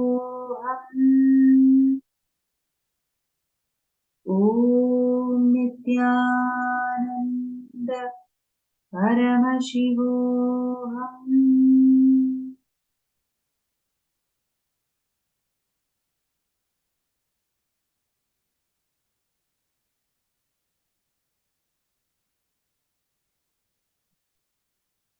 Yes, Ma Su Xiao Ao.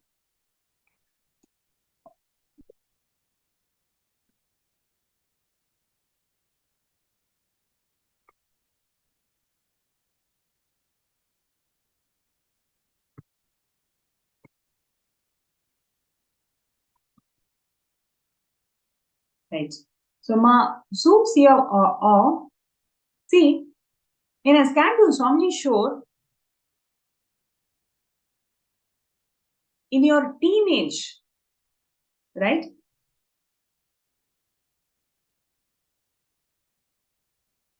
All the ideas that you carried about female reproductive system,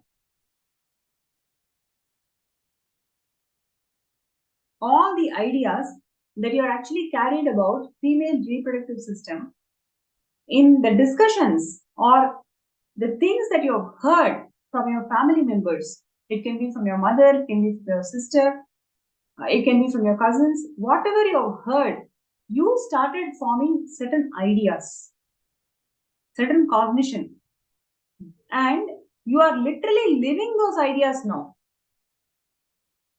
Right? So, decide to pen down all the ideas that you actually heard about female reproductive system from your family, from your cousins, from your sister, everybody. Pen down all of that and understand whatever you have heard from everybody, it is just their own idea.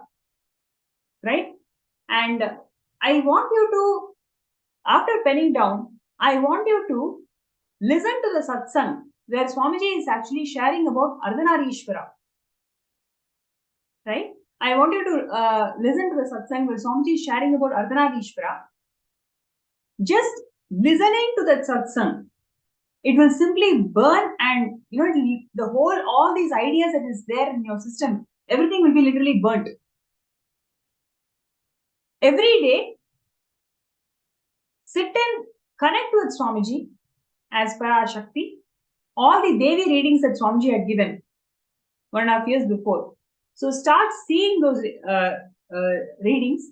You will see in next 1.5 months, maybe in just 42 days, that whole health issues that you're having, it will start reducing.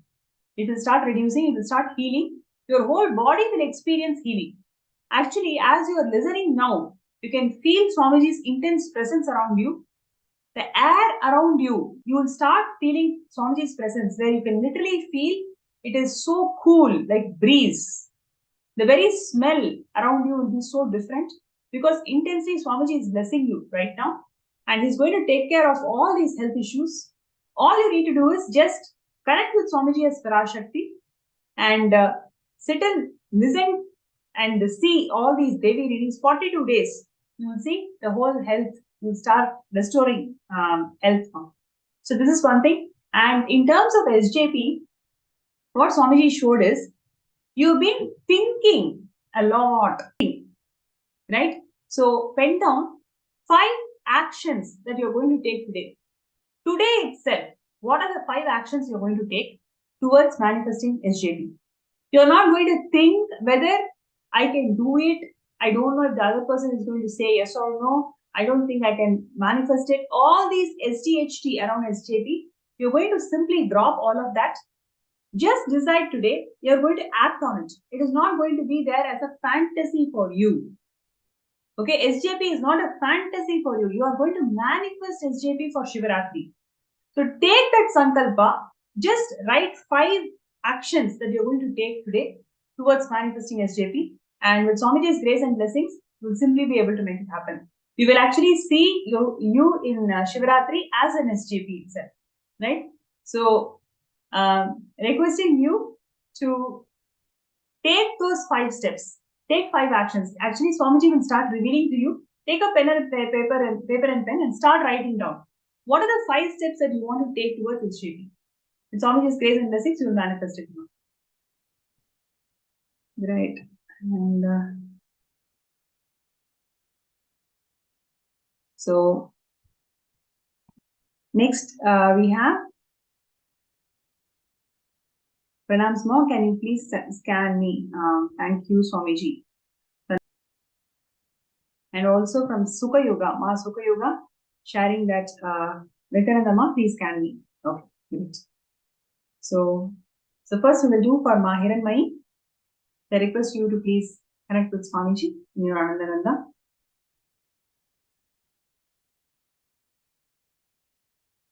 Om Nithyananda Paramashivam.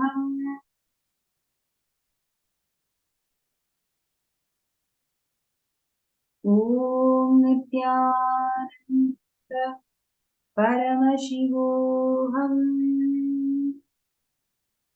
Om Nithyananda Paramashivam.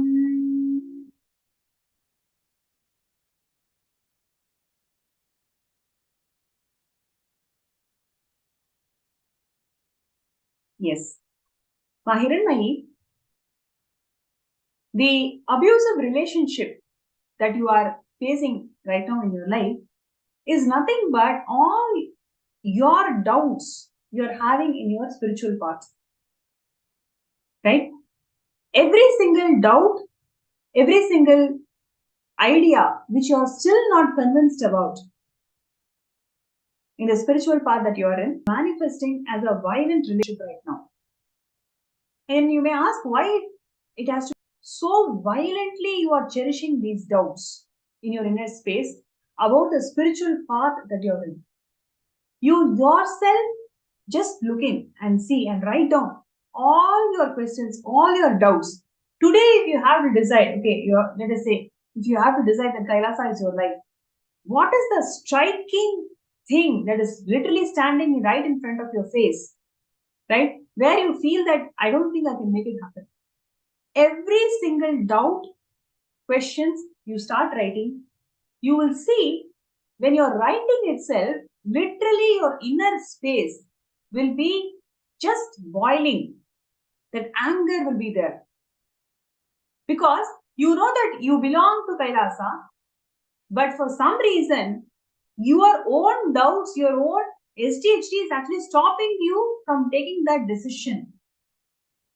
Right? So that whole hatred you will start experiencing as you're writing down, and just sit in front of Swamiji's Murthy, Swamiji's Atma Murthy, and intensely do unclutching next 21 minutes. Right after the scan, I request you to do unclutching 21 minutes. You will simply understand that the violent relationship that you are experiencing from your partner today is nothing but your very own reflection. Right? After unclutching, you will see all the things will start settling down, and with Swamiji's grace and blessing, you'll be able to manifest SJP. Right? So this is for Ma Hiranmayi, and next person is Ma Sukha Yoga. Yes, Nithyananda, I request you to please sit straight. Chant Mahavakya.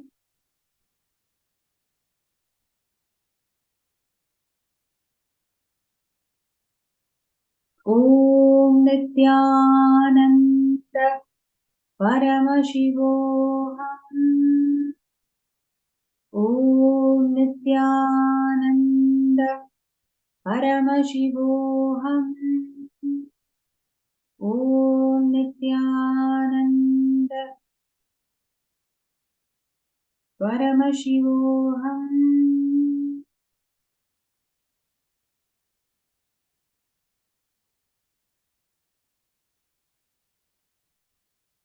Yes. Ma Sukha Yoga. Swamiji is showing me for you to do Annadanma. Okay. Next 42 days, intensely decide to do this Annadan as part of the Sangha, wherever you are in, wherever you are located. Take up this Annadan activity for the next 42 days. You will see, you will start experiencing that space of motherliness inside you. Literally, where you will start seeing that you can accommodate so many people in your inner space. Right? Just with that act, you will see it will directly reflect in the abundance that you want in your life towards SJP. So I request you to do Annadan for next 42 days with Kailasa.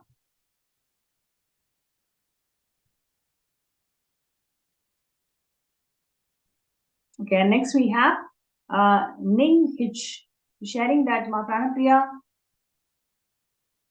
please scan me for my food pattern and all the problems I have. Thank you, Swamiji. Thank you, Ma. Great. So, Ma Ning Hitch, I request you to please sit straight and connect with Swamiji in your Angaganda. Please close your eyes and chant Mahavakya. Om Nithyananda Paramashivoham. Om Nithyananda Paramashivoham. Om Nithyananda Paramashivoham.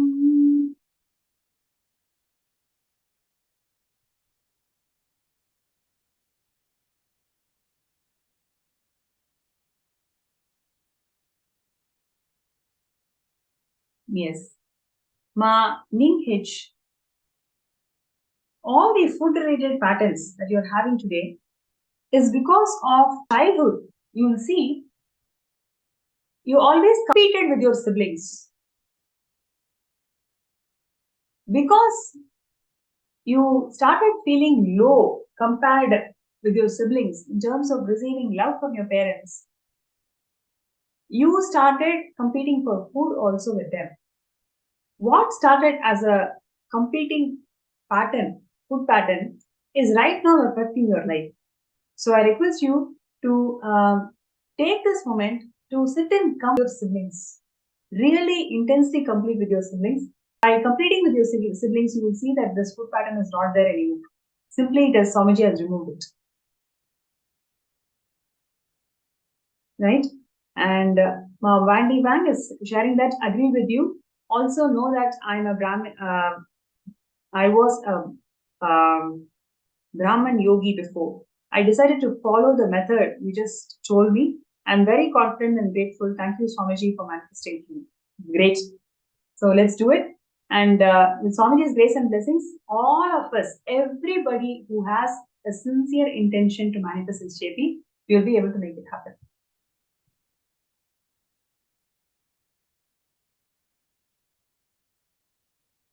Okay, so Ma Shanbagavalli Reddy is asking, can I please have a body scan? Okay, ma. Sure. I request you to please sit straight and connect with Swamiji intensely in your Anandaganda and let us chant Mahavakya 3 times.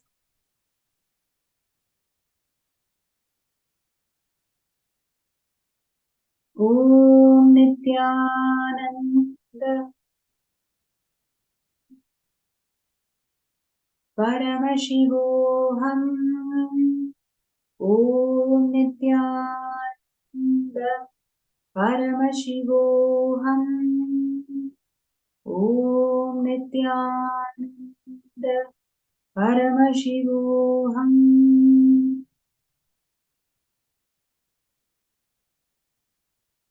Yes, Ma Shanbagavalli. One thing that Swamiji showed was health disease that either you or your loved ones in your family that you are experiencing is nothing but karma that has been incurred in your lineage, in the whole ancestral lineage. The karma that we are carrying, it is actually manifesting as a health disease now.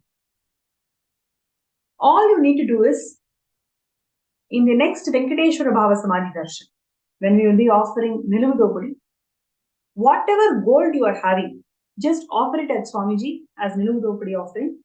You will see this whole health diseases that has been there. You will see with Swamiji's grace and blessing, simply it will heal it. So just look out for Venkateshwara Bhava Samadhi Darshan. In the next darshan, don't miss it. Just be there and offer gold as your Niluvudopudi offering. You will see, Ma, in terms of the ancestral pattern that I am telling also, literally somebody in your lineage, maybe 4 to 5 generations before, they have been burnt alive.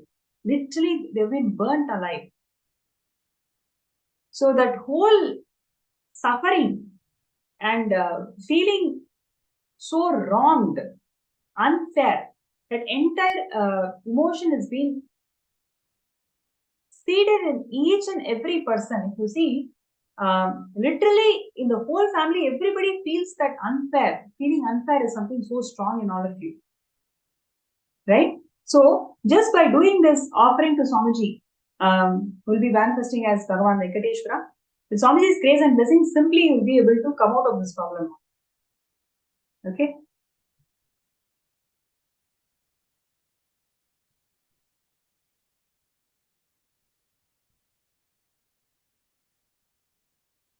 So there are many more people who are messaging, and with the interest of time, we will take these things to the next tomorrow session. Right in tomorrow session, first we will be scanning the people whoever has posted yesterday. I mean today. So want to complete with all of you, and with the interest of time, let us all move to the Bhava Samadhi Darshan, where Swamiji, the Nijavatara, the Supreme Pontiff of Hinduism, is going to manifest as Gangadhara Murthy, Ganga Visarjana Murthy. So we will be entering into the preparation now shortly, and I hope all the participants enjoy this segment where we are discussing about various contributions of Swamiji in establishing the educational legitimacy of Hinduism through Kailasa. Everybody, whoever wants to manifest SJP for Shivaratri, please post your intention, declaration.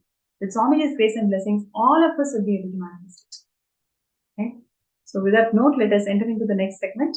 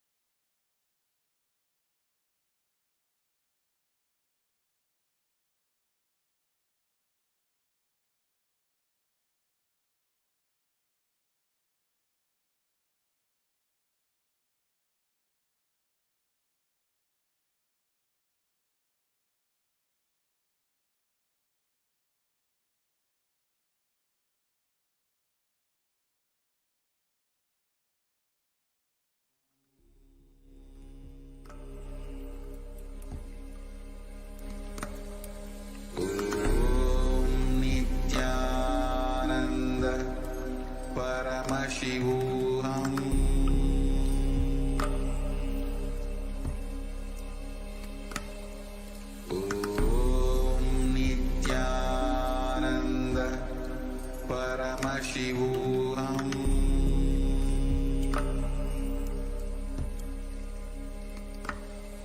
Om Nithyananda Paramashivam.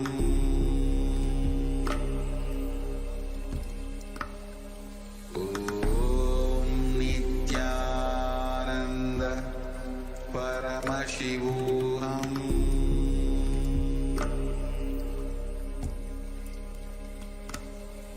Om Nithyananda Paramashivam.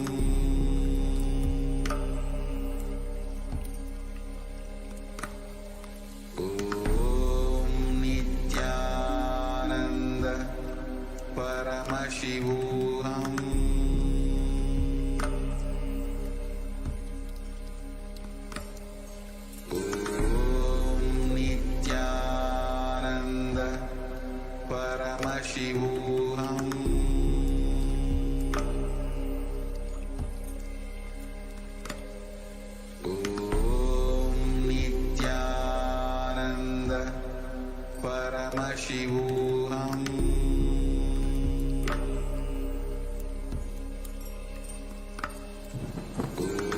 Om Nithyananda Paramashivam.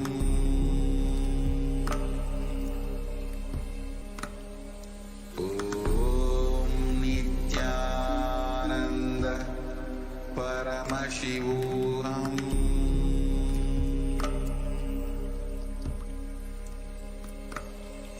Om Nithyananda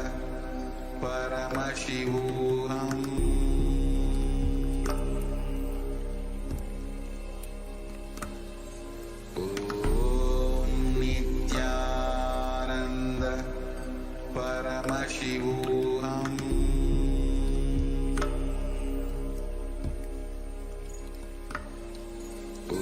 Om Nithyananda Paramashivam.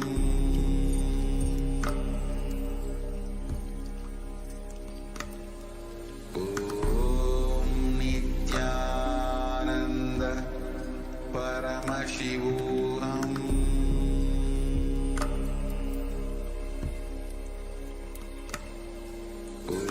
Om Nithyananda Paramashivam. Now it's time. We are going to be entering into the most awaited part of our day. So now it is time for all of us to enter into the darshan preparation, and everyone that are here that are awaiting the darshan preparation today. We are going to be entering into it very, very shortly. We are going to be having the Bhava Samadhi darshan of Gangadhara Murthy and Ganga Visarjana Murthy.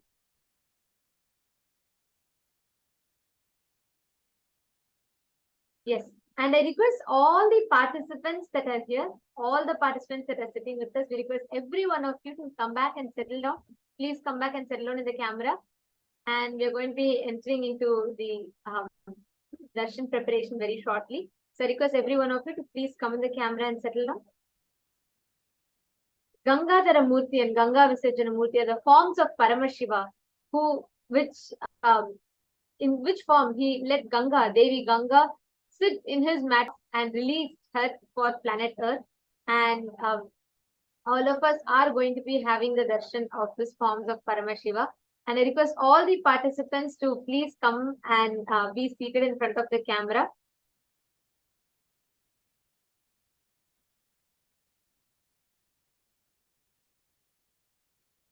Please come and settle down. Let us all get ready for this most powerful, most beautiful darshan. Just by having the darshan of Bhagavan, Gangadhara Murthy and Ganga Visarjana Murthy, all of us will be blessed with this unique quality of will persistence. Will persistence. We have been learning a lot about it. We've been doing a lot of workshop on this today in the Paramashivam preparatory program. We learned about what is will arrogance versus what's will persistence, and how just this one quality called will persistence can help you achieve anything, and what are the techniques to achieve will persistence. We learned about this today, and now we are going to be receiving the initiation for this. We are going to be blessed by the auspicious darshan of Bhagavan Gangadhara Murthy and Ganga Visarjana Murthy. And during the Bhava Samadhi darshan of this form of Paramashiva, I request all the participants to offer all your prayers to this form of Paramashiva wherever you are stuck, whichever aspects of life, and you really feel like you need the strength, you feel like giving up in some aspects. Just pray to Gangadhara Murthy, Ganga Visarjana Murthy, Ganga, the embodiment of will persistence. Paramashiva is going to bless all of us to manifest that powerful inner space, having the powerful will persistence in our inner space. So any of you here that are sitting with us, all the participants in this darshan, just connect to this form of Paramashiva, of Swamiji, where anywhere in life you're stuck and you want to manifest something, you really want to move forward, but you do not know the paths for it. Just connect to this dimension of Paramashiva and you will see how you will manifest a very deep, strong will persistence to achieve it in your life. Now, let us all get ready to receive the Bhava Samadhi Darshan. I request everybody to take a few minutes. Please get your Panchopachara Puja kit and please settle down. And during the Bhava Samadhi Darshan, when you have the darshan, literally wherever each of you are, there are many of you sitting here from France, from US, from different parts of the globe. And when you are receiving the Bhava Samadhi Darshan, whether you're sitting here in the Nayana Diksha or you're sitting and watching us through Facebook and YouTube at this point in time, understand whichever place you are sitting, just by having the Darshan Swamiji, the mirroring neurons, the science of Shaktini Pada that happens, the exact same neuron activity that happens in Swamiji's brain will reflect in our brain also. Especially if you're sitting in Nayana Diksha, it's even more special. All the participants that are sitting here on the two-way video conferencing with us, it is even more special because it is not just you are seeing Swamiji. Swamiji is also seeing you. His eyes also falls on you. And that is the very powerful Nayana Diksha that happens. So all the participants that are there, all of you that's here, I request everyone to please get ready to receive the darshan and sit in front of the camera.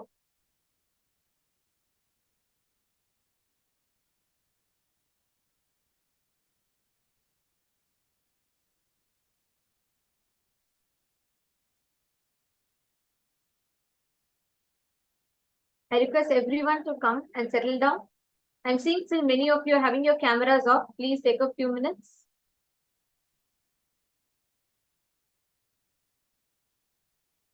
Please settle down in front of the camera for the Nayana Diksha. Yes. Now, let us all get ready to receive the darshan of Gangadhara Murthy and Ganga Visarjana Murthy. We will now be chanting the Dhana Shloka.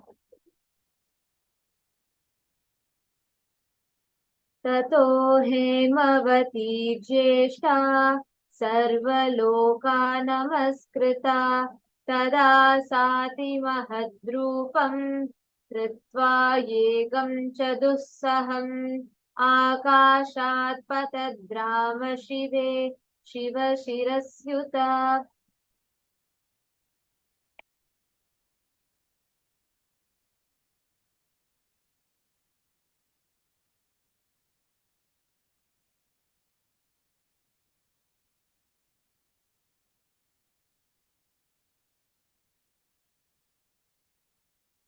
अचिन्त्यच्च सा देवी गंगा परमदुर्धरा विशाम्यहं हि पातालं दसागुह्य शङ्करं तस्यावलेपनं ज्ञात्वा वृद्धस्तु भगवान् हरः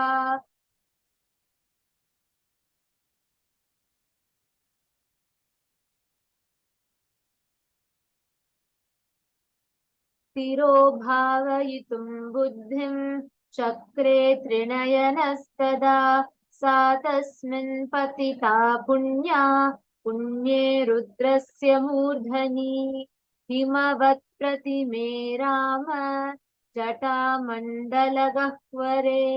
सा कथयिञ्चन्मही गन्तुम् नाशक्नोद्यथ तमास्थिताः नैव सा निर्गमं लेभे जटतः तत्रैवाहं भ्रमद्देवी संवत्सरगणान् बहून् तामपश्यन् पुनस्तत्र तपपरममास्थितः सा तेन तोषिचास्दित्यन् अत्यन्तरघुनन्दना विसर्ज ततो गङ्गा हरो बिन्दुसरप्रति तस्यां विसृजमानायां सप्तस्तोत्रं स्थितञ्चिरे ह्लादिनी पावनी चैव नलिनी च तथैव च तिस्रः प्राचीं दिशं जग्मुः Ganga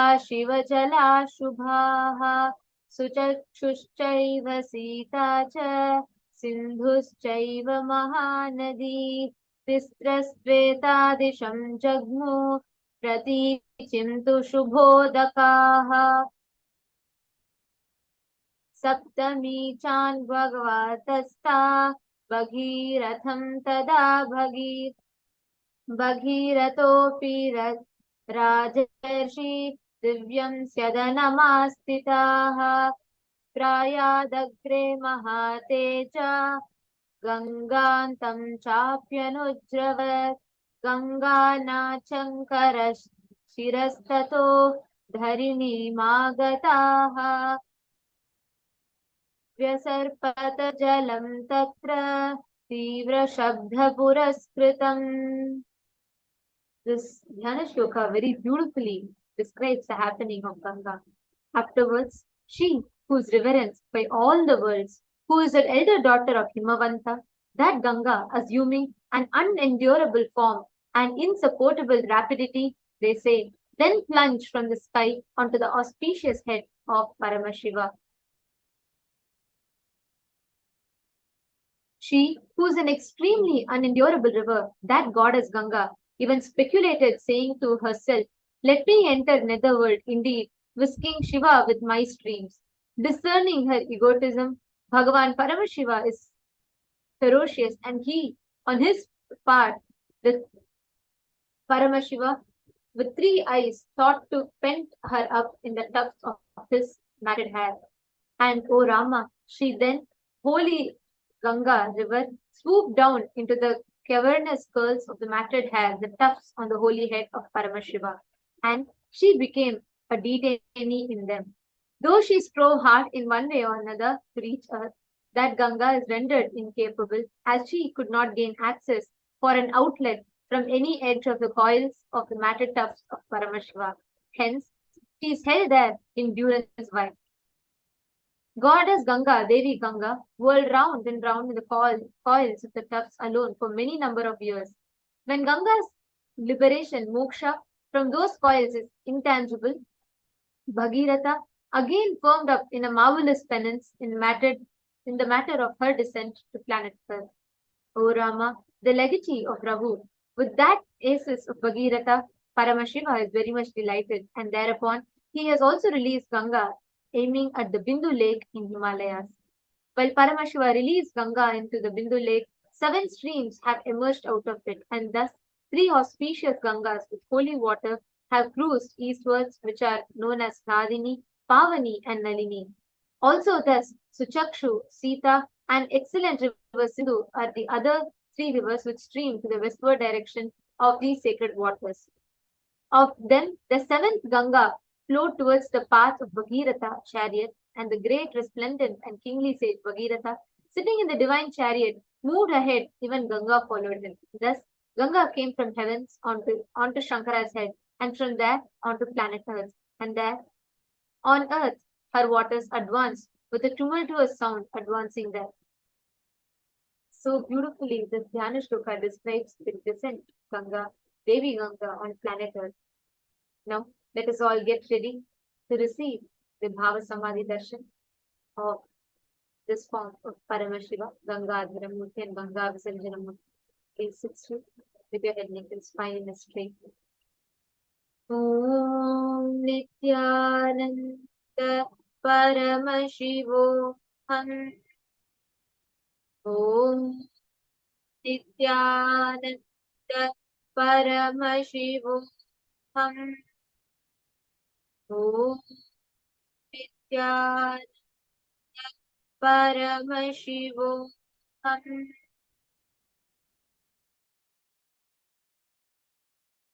With the divine, with your eyes closed.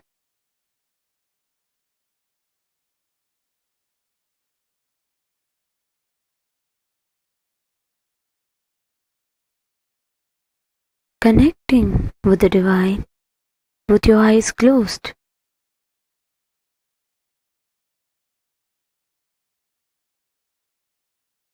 Connecting with the divine, with your eyes closed.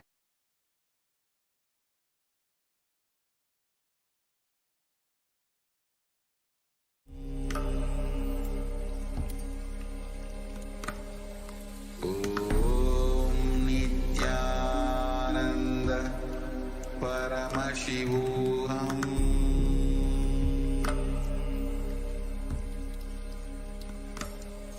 Om Nithyananda Paramashivam.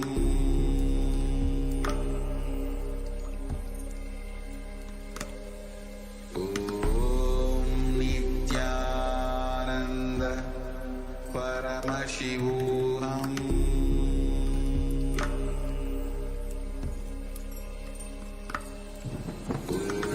Om Nithyananda Paramashivam.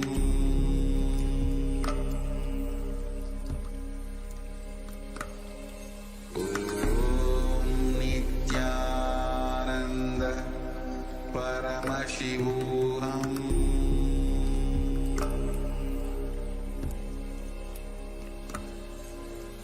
Om Nithyananda Paramashivam. Om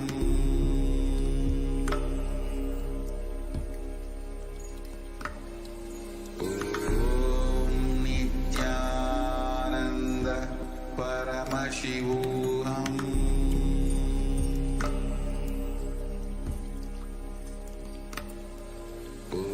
Om Nithyananda Paramashivam. Om Nithyananda Paramashivam.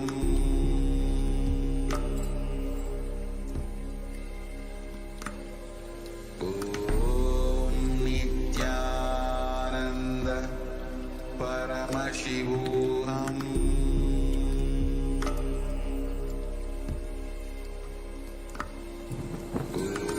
Om Nithyananda Paramashivam.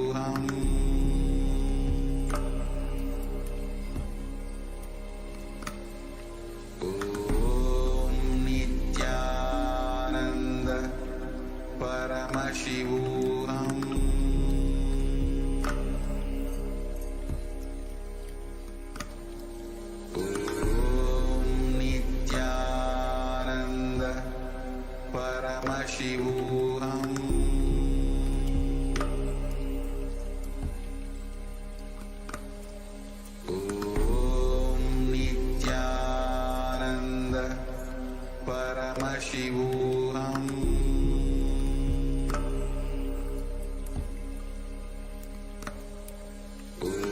Om Nithyananda Paramashivam.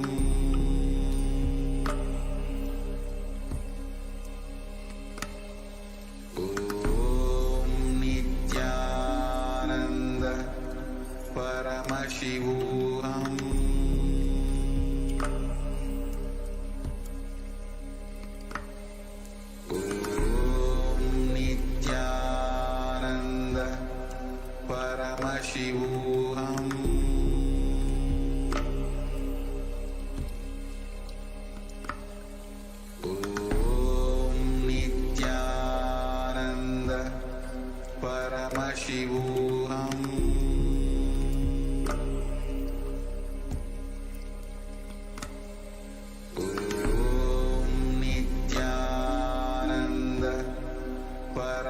Paramashivam.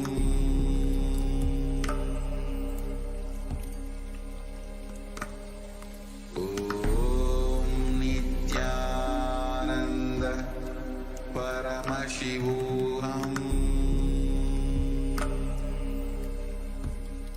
Om Nithyananda Paramashivam.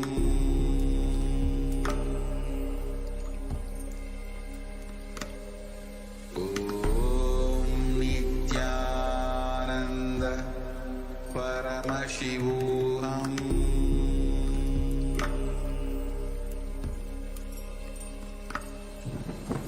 Om Nithyananda Paramashivam.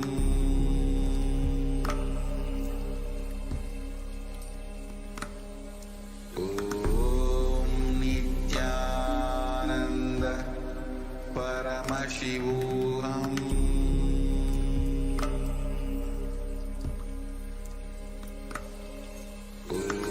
Om Nithyananda Paramashivam.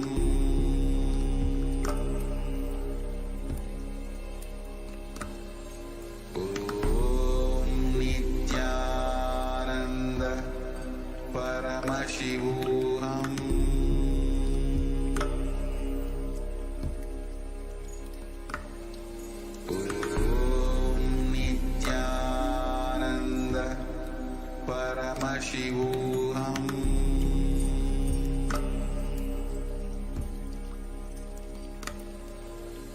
Om Nithyananda Paramashivam.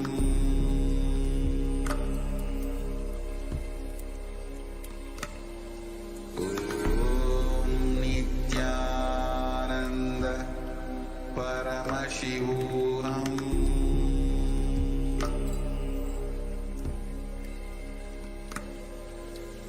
Om Nithyananda The divine, with your eyes closed, is meditation. Connecting with the divine, with your eyes open, is darshan.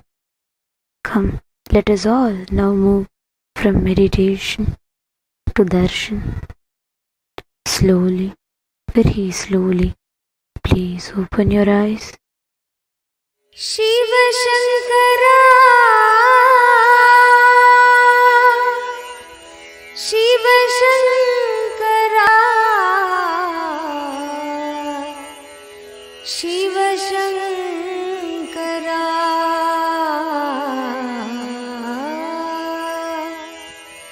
Nitya Purishwara, Jaya Gangadhara, Har Har Har Har Gange,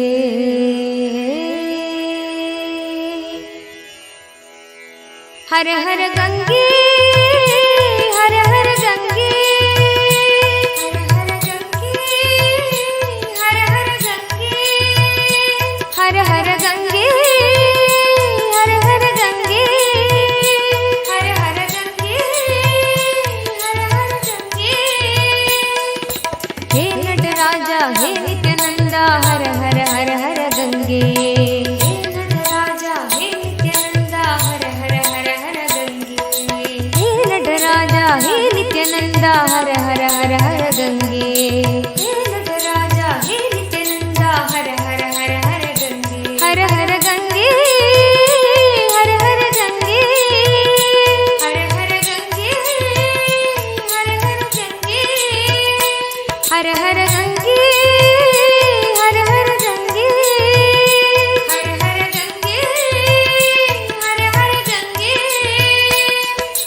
हे नटराजा हे नित्यानंदा हर हर हर हर गंगे, हे नटराजा हे नित्यानंदा हर हर हर हर गंगे, हे नटराजा हे नित्यानंदा हर हर हर हर गंगे, हे नटराजा हे नित्यानंदा हर हर हर हर गंगे, हर हर गंगे, हर हर गंगे, हर हर गंगे, हर हर गंगे,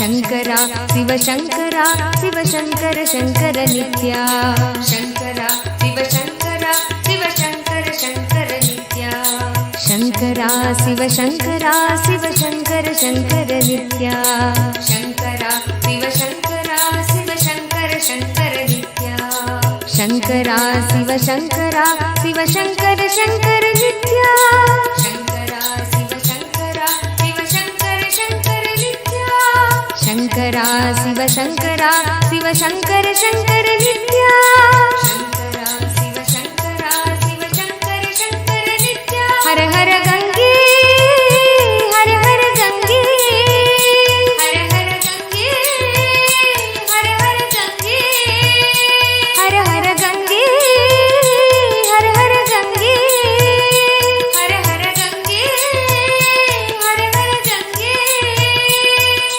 हे नटराजा हे नित्यानंदा हर हर हर हर गंगे हे नटराजा हे नित्यानंदा हर हर हर हर गंगे हे नटराजा हे नित्यानंदा हर हर हर हर गंगे हे नटराजा हे नित्यानंदा हर हर हर हर गंगे हर हर गंगे हर हर गंगे हर हर गंगे हर हर गंगे नित्यपुरीश्वरा जय गंगाधरा नित्यपुरीश्वरा जय गंगाधरा हर हर हर हर गंगे हर हर हर हर गंगे शंकरा शिव शंकरा शिव शंकर शंकर नित्या शंकरा शिव शंकरा शिव शंकर शंकर नित्या शंकरा शिव शंकरा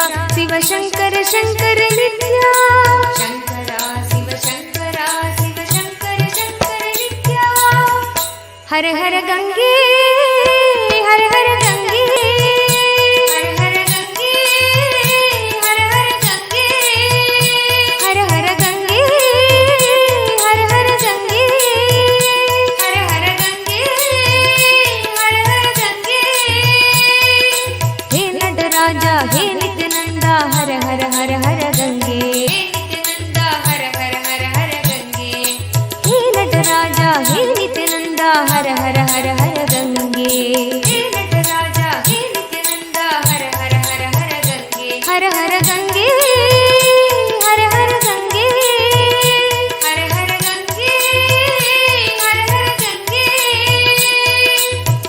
नित्यपुरीश्वरा जय गंगाधरा नित्यपुरीश्वरा जय गंगाधरा नित्यपुरीश्वरा जय गंगाधरा नित्यपुरीश्वरा जय गंगाधरा हर हर हर हर गंगे हर हर हर हर गंगे शंकरा शिव शंकरा शिव शंकर शंकर नित्या शंकरा शिव शंकरा शिव शंकर शंकर नित्या शंकरा शिव शंकरा शिव शंकर शंकर नित्या शंकरा शिव शंकरा शिव शंकर शंकर नित्या शंकरा शिव शंकरा शिव शंकर शंकर नित्या शंकरा शिव शंकरा शिव शंकर शंकर नित्या शंकरा शिव शंकरा शिव शंकर शंकर नित्या शंकरा शिव शंकरा शिव शंकर शंकर नित्या हर हर गंगे हर हर गंगे हर हर गंगे हर हर गंगे हे नटराजा हे नित्यानंदा हर हर हर हर गंगे हे नटराजा हे नित्यानंदा हर हर हर हर गंगे हे नटराजा हे नित्यानंदा हर हर हर हर गंगे हे नटराजा हे नित्यानंदा हर हर हर हर गंगे हर हर गंगे हर हर गंगे हर हर गंगे हर हर गंगे नित्यपुरीश्वरा जय गंगाधरा नित्यपुरीश्वरा जय गंगाधरा नित्यपुरीश्वरा जय गंगाधरा नित्यपुरीश्वरा जय गंगाधरा हर हर हर हर गंगे हर हर हर हर गंगे शङ्करा शिव शङ्करा शिव शङ्कर शङ्कर नित्या शङ्करा शिव शङ्करा शिव शङ्कर शङ्कर नित्या शङ्करा शिव शङ्करा शिव शङ्कर शङ्कर नित्या शङ्करा शिव शङ्करा शिव शङ्कर शङ्कर नित्या शङ्करा शिव शङ्करा शिव शङ्कर शङ्कर नित्या शङ्करा शिव शङ्करा शिव शङ्कर शङ्कर नित्या शङ्करा शिव शङ्करा शिव शङ्कर शङ्कर नित्या शङ्करा शिव शङ्करा शिव शङ्कर शङ्कर नित्या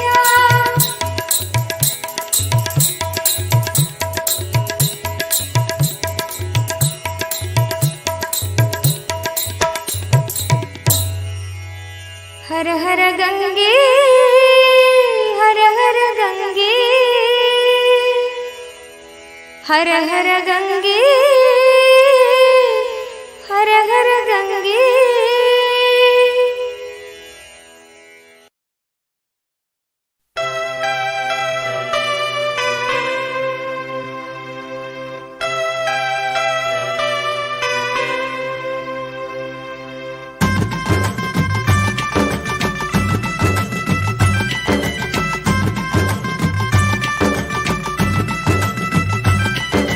नित्यानंद नित्य साथ स्वरूपणे नित्यानंद नित्य साथ स्वरूपणे कमला नयन देवादिदेवा नित्यानंद नित्य साथ स्वरूपणे कमला नयन देवादिदेवा नित्यानंदा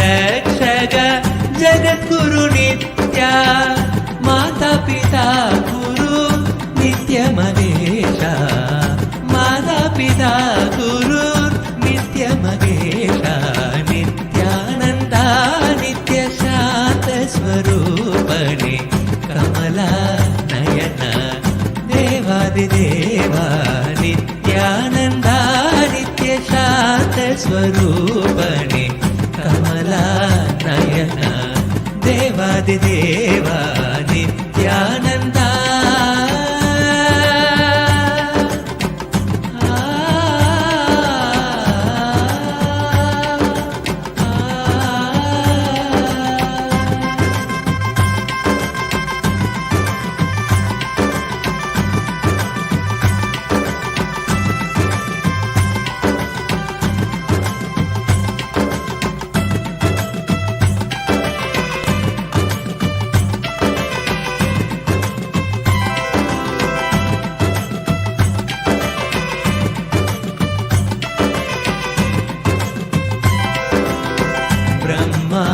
विष्णु हर हर महादेवा आदि पराशक्ति नित्य पराशक्ति ब्रह्मा विष्णु हर हर महादेवा आदि पराशक्ति अखिल जगत की नित्या अखिल जगत की नित्या दया शंकर सांब शिवो शंभो नित्य शिवो शंभो सांब शिवो शंभो नित्य शिवो शंभो नित्यानंदा नित्य शांत स्वरूपणे कमला नयन देवादिदेवा नित्यानंदा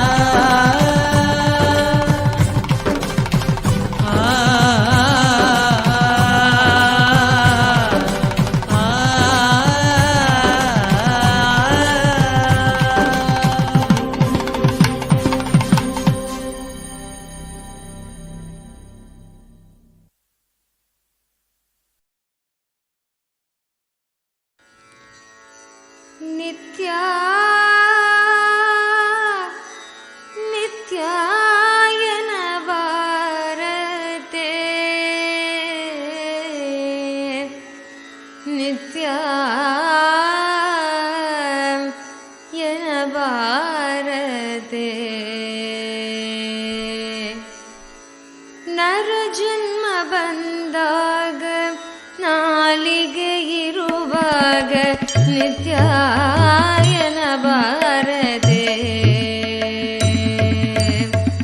ನರ ಜನ್ಮ ಬಂದಾಗ ನಾಲಿಗೆ ಇರುವಾಗ ನಿತ್ಯಾಯನ ಬಾರದೆ.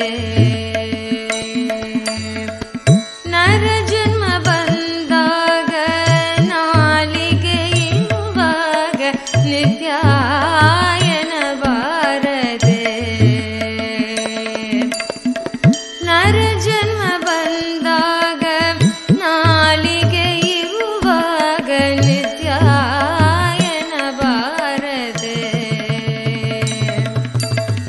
ನಿತ್ಯ ಎಂದರೆ ಕಷ್ಟವು ಪರಿಹಾರ. ನಿತ್ಯ ಎಂದರೆ ಕಷ್ಟವು ಪರಿಹಾರ. ನಿತ್ಯ ಎಂದರೆ ಕಷ್ಟವು ಪರಿಹಾರ. ನಿತ್ಯಾಯನ ಬಾರದೆ. ನರ ಜನ್ಮ ಬಂದಾಗ ನಾಲಿಗೆ ಇರುವಾಗ ನಿತ್ಯಾಯನ ಬಾರದೆ. ನರ ಜನ್ಮ ಬಂದಾಗ ನಾಲಿಗೆ ಇರುವಾಗ ನಿತ್ಯಾಯನ ಬಾರದೆ. ನಿತ್ಯ ಕಷ್ಟವು ಪರಿಹಾರ. ನಿತ್ಯ ಎಂದರೆ ಕಷ್ಟವು ಪರಿಹಾರ. ನಿತ್ಯಾಯನ ಬಾರದೆ. ನಿತ್ಯಾಯನ ಬಾರದೆ. ನರ ಜನ್ಮ ಬಂದಾಗ ನಾಲಿಗೆ ಇರುವಾಗ ನಿತ್ಯಾಯನ ಬಾರದೆ.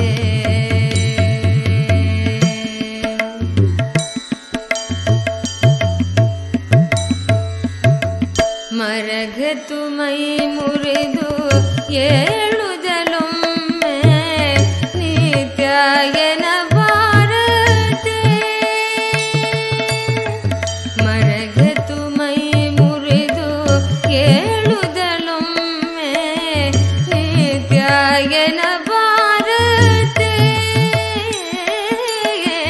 ಮರಗತು ಮೈ ಮುರಿದು ಏಳುದಲೊಮ್ಮೆ ನಿತ್ಯಾಯನ ಬಾರದೆ. ನಿತ್ಯ ಸುಳಿದೊಡುವಾಗಲೇ ತಿರುಗಾಡುದಲೊಮ್ಮೆ ನಿತ್ಯಾಯನ ಬಾರದೆ. ನಿತ್ಯ ಸುಳಿದೊಡುವಾಗಲೇ ತಿರುಗಾಡುದಲೊಮ್ಮೆ ನಿತ್ಯಾಯನ ಬಾರದೆ. ನರ ಜನ್ಮ ಬಂದಾಗ ನಾಲಿಗೆ ಇರುವಾಗ ನಿತ್ಯಾಯನ ಬಾರದೆ. ನರ ಜನ್ಮ ಬಂದಾಗ ನಾಲಿಗೆ ಇರುವಾಗ ನಿತ್ಯಾಯನ ಬಾರದೆ. ನಿತ್ಯ ಎಂದರೆ ಕಷ್ಟವು ಪರಿಹಾರ. ನಿತ್ಯ ಎಂದರೆ ಕಷ್ಟವು ಪರಿಹಾರ. ನಿತ್ಯಾಯನ ಬಾರದೆ.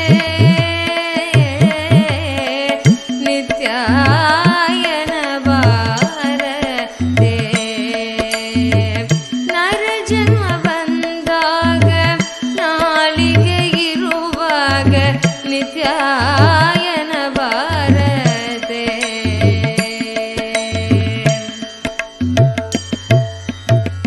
ಹರಿ ಪರಿಹಾಸ್ಯದ ಮಾತನಾಡುದಲೊಮ್ಮೆ ನಿತ್ಯಾಯನ ಬಾರದೆ. ಹರಿ ಪರಿಹಾಸ್ಯದ ಮಾತನಾಡುದಲೊಮ್ಮೆ ನಿತ್ಯಾಯನ ಬಾರದೆ. ಕರಿ ಪರಿ ಕೆಲಸದು ತಂದು ಕರಿ ಪರಿ ಕೆಲಸದು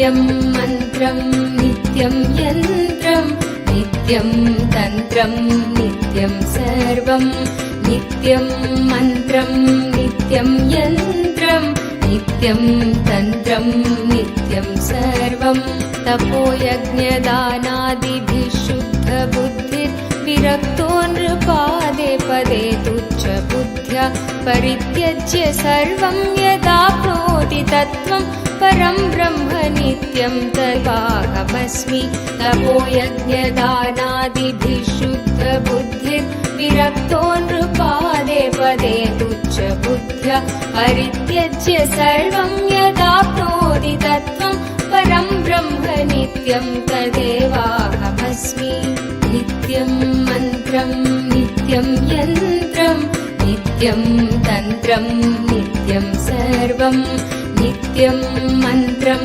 नित्यं यन्त्रं नित्यं तन्त्रं नित्यं सर्वम्